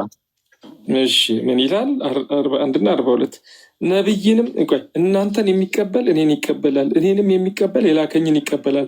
ነብይን በነብይ ስም የሚቀበል የነብይን ዋጋ ይወስዳል፣ ጻድቅን በጻድቅ ስም የሚቀበል የጻድቅን ዋጋ ይወስዳል። ማንም ከነዚህ ከታናናሾቹ ለአንዱ ቀዝቃዛ ጽዋ ውሃ ብቻ በደቀ መዝሙር ስም የሚያጠጣ እውነት እላችኋለሁ ዋጋው አይጠፋበትም ይላል። እና ታዲያ ምን እያለህ ነው? አንድ ያዙልኝ። ቀጥሎ እዛው ማቴዎስ 12 41 እና 42 እችን እንጨርሳት እንጂ ቀይ ወጥና አልጫ ቀይ ወጥና ጠላ መስጠት ነው መዘከር ነው በቅዱስ ነው የምትለኝ? ምን እያልህ ነው ያለው? ነብይም በነብይ ስም የሚቀበል የነብዩን ዋጋ ይወስዳል፣ ጻድቅም በጻድቅ ስም የሚቀበል የጻድቁን ዋጋ ይወስዳል። ከነዚህ ከተናናሾቹ የአንዱን ስም ጠርቶ በደቀ መዛሙርቱ ፊት አንድ ጽዋ ቀዝቃዛ ውሃ የሰጠ በእኔ ዘንድ ምን አለው እያለ ነው፣ ታላቅ ዋጋ አለው። አንድ ጽዋ ቀዝቃዛ ውሃ ሲል ከቤት ውስጥ ካለው ጀሪካ ቀዲታ እንዲሰጥ ነበር የጠበቀው? ምን እያለ ነው ያለው? ምን መልዕክት ነው እያስተላለፈ ያለው እዛው ላይ? እንደዛ ነው አባቶች እንዲህ ብሎ ያስተማረ አባት ታውቃለህ? መጽሐፉ እየነገረህ እንደ እኔ እንደውም ተረትና ከአባቶች አልቀበልም፣ ከመጽሐፌ ነው የምቀበለው። መጽሐፉ እየነገረህ ያስከው ራስህ ኦርቶዶክስ ቅዱስ ላይ በራሱ አተረጉም እንትሉ የለ እንዴ? በአባቶች ነው ሰው እንደራሱ መተርጎም አይፈቀድለትም። ጴንጤ ነው እንደፈለገ የሚተረጉመው ትሉ የለ? ከነዚህ ከተናናሾቹ የአንዱን ስም አስጠርቶ በደቀ መዛሙርቱ ስም አንድ ቀዝቃዛ ውሃ የሰጠ በእኔ ዘንድ ዋጋው አይጠፋበትም እያለህ እኮ ነው። ምን እያለህ ነው? መጀመሪያ ነብይም በነብይ ስም የሚቀበል የነብዩ ዳይሬክት የተጻፈ እኮ ነው። ቃል በቃል እያላችሁ ታዲያ እናንተ እንደ ቃል በቃል የተጻፈ እኮ ነው። ልሸመጥጥ ነው እኮ ታዲያ። በአባቶች ትርጉም ነው አይደል እንደምትሉት? በአባቶች አንተ እኮ በራስህ የተረጎምከው ቃል በቃል ነው የምነግርህ። ቃል በቃል በቃ አሁን እቺ ንገረኝ፣ የአንተ ትርጉም ነው ወይስ የቤተክርስቲያን ትርጉም ነው? የቤተክርስቲያን ትርጉም ከሆነ ከየት መጣ? ከየት አመጣችሁ? ስለ ቤተክርስቲያን ትርጓሜ ምናምን ያልሄድም እኔ። ትርጓሜ ምናምን አንተ ጴንጤ ነህ ማለት ነው። ቃል በቃል ተጽፎልሃል አልተጻፈም? አዳምጥ፣ ማስረጃ ብልሃን። ቃል በቃል እንድንቀበላቸው እንድንዘክራቸው ተጽፎን አልተጻፈም? ስለዚህ ያንተ ትርጉም ነው ማለት ነው። ቃል በቃል አባቶች ትርጉም አለው ስለሚሉ ብዙ ጊዜ ይህንም መጽሐፍ ቅዱሱንም አትቀበለውም። አዋልድ መጽሐፍት እኮ አይደለም መጽሐፍ ቅዱስ ላይ የተጻፈውን የሚችንም አትቀበላትም። እንደሚፈርዱም ልሰጥህ እኮ ነው እዛው ማቴዎስ ወንጌል ውስጥ። ስለዚህ ያንተ ትርጉም ነው ብለን እንውሰደው። እኔ ትርጉሙ ላይ ነው። የምን ያንተ ትርጉም? መጽሐፉ ተናግሮ ቃል በቃል ተጽፎ አይደለም ማለት ነው። አዳምጠኝ። ቃል በቃል ተጽፎ እሺ። ዮሐንስ አፈወርቅን ታውቀዋለህ? ምንም ነገር እኔ አላውቅም። አጠይቀኝ። ቃል በቃል ማስረጃ እንጡ እያላችሁን አይደል? ቃል በቃል ማስረጃ ስለ አባቶች ምን ቸገረህ አንተ? መጽሐፉ ያስከው ነው የሚለው ራስህ ያስከው መጽሐፍ። እኔ ከዋልድ መጽሐፍ ካልሰጠሁም ከ86 66 ላይ ሰጠው እንድትዘክራቸው እንድታከብራቸው። ስለ አባቴ ትርጉም አይደለም ተው። እሱን እኔ ነኝ የመጽሐፉ ባለቤት እየነገርኩህ እኮ ነው። እና አሁን እሱን አሁን ልሰርዘው ነው ልቀደው ነው? ብራዘር ምን ነው እንትን ላይ ቆምክበት እኮ አንተኛው ጠልቀት ከነገ ጀምረህ እንድትዘክራቸው መልዕክት እየነገርኩህ ነው። መጽሐፉ እየነገረህ ነው። የያዝከው መጽሐፍ እንድትዘክራቸው እንድታከብራቸው እየነገረህ ነው። በመጨረሻው ቀን መጥተው እንደሚፈርዱ ደግሞ እዛው ማቴዎስ 12 41 እና 42 ላይ ይፈርዱብሃል። የነነዌ ሰዎች ዮናስን በመጨረሻው ዘመን ይፈርዳሉ፣ ንግስት አዜብም ትፈርዳለች ይላል። አልመለስክማ አንተ ያስኮ መጽሐፍ አታውቀውም። በቃ ሚውት አድርገው። አታውቁትም የምለው እኔ በምክንያት እኮ ነው። መጽሐፉን ይዛችሁ ለመዞር ነው እንጂ አታውቁትም። ሚውት አድርግ። አንደኛ አንድ ሰው ብቻ ይሟግተኛ አዳምጥ። መጽሐፍ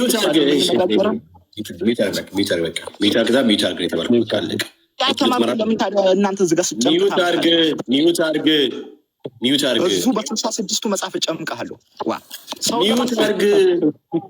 ሚዩት አድርግ። እየጨመከን ማኩ ነው። በቃ እያየን ነው። እየጨመከን ነው። እያየን ነው። በቃ እየጨመከን ነው እኮ አልኩህ። እየጨመከን ነው። አሁን ሚዩት አድርግ።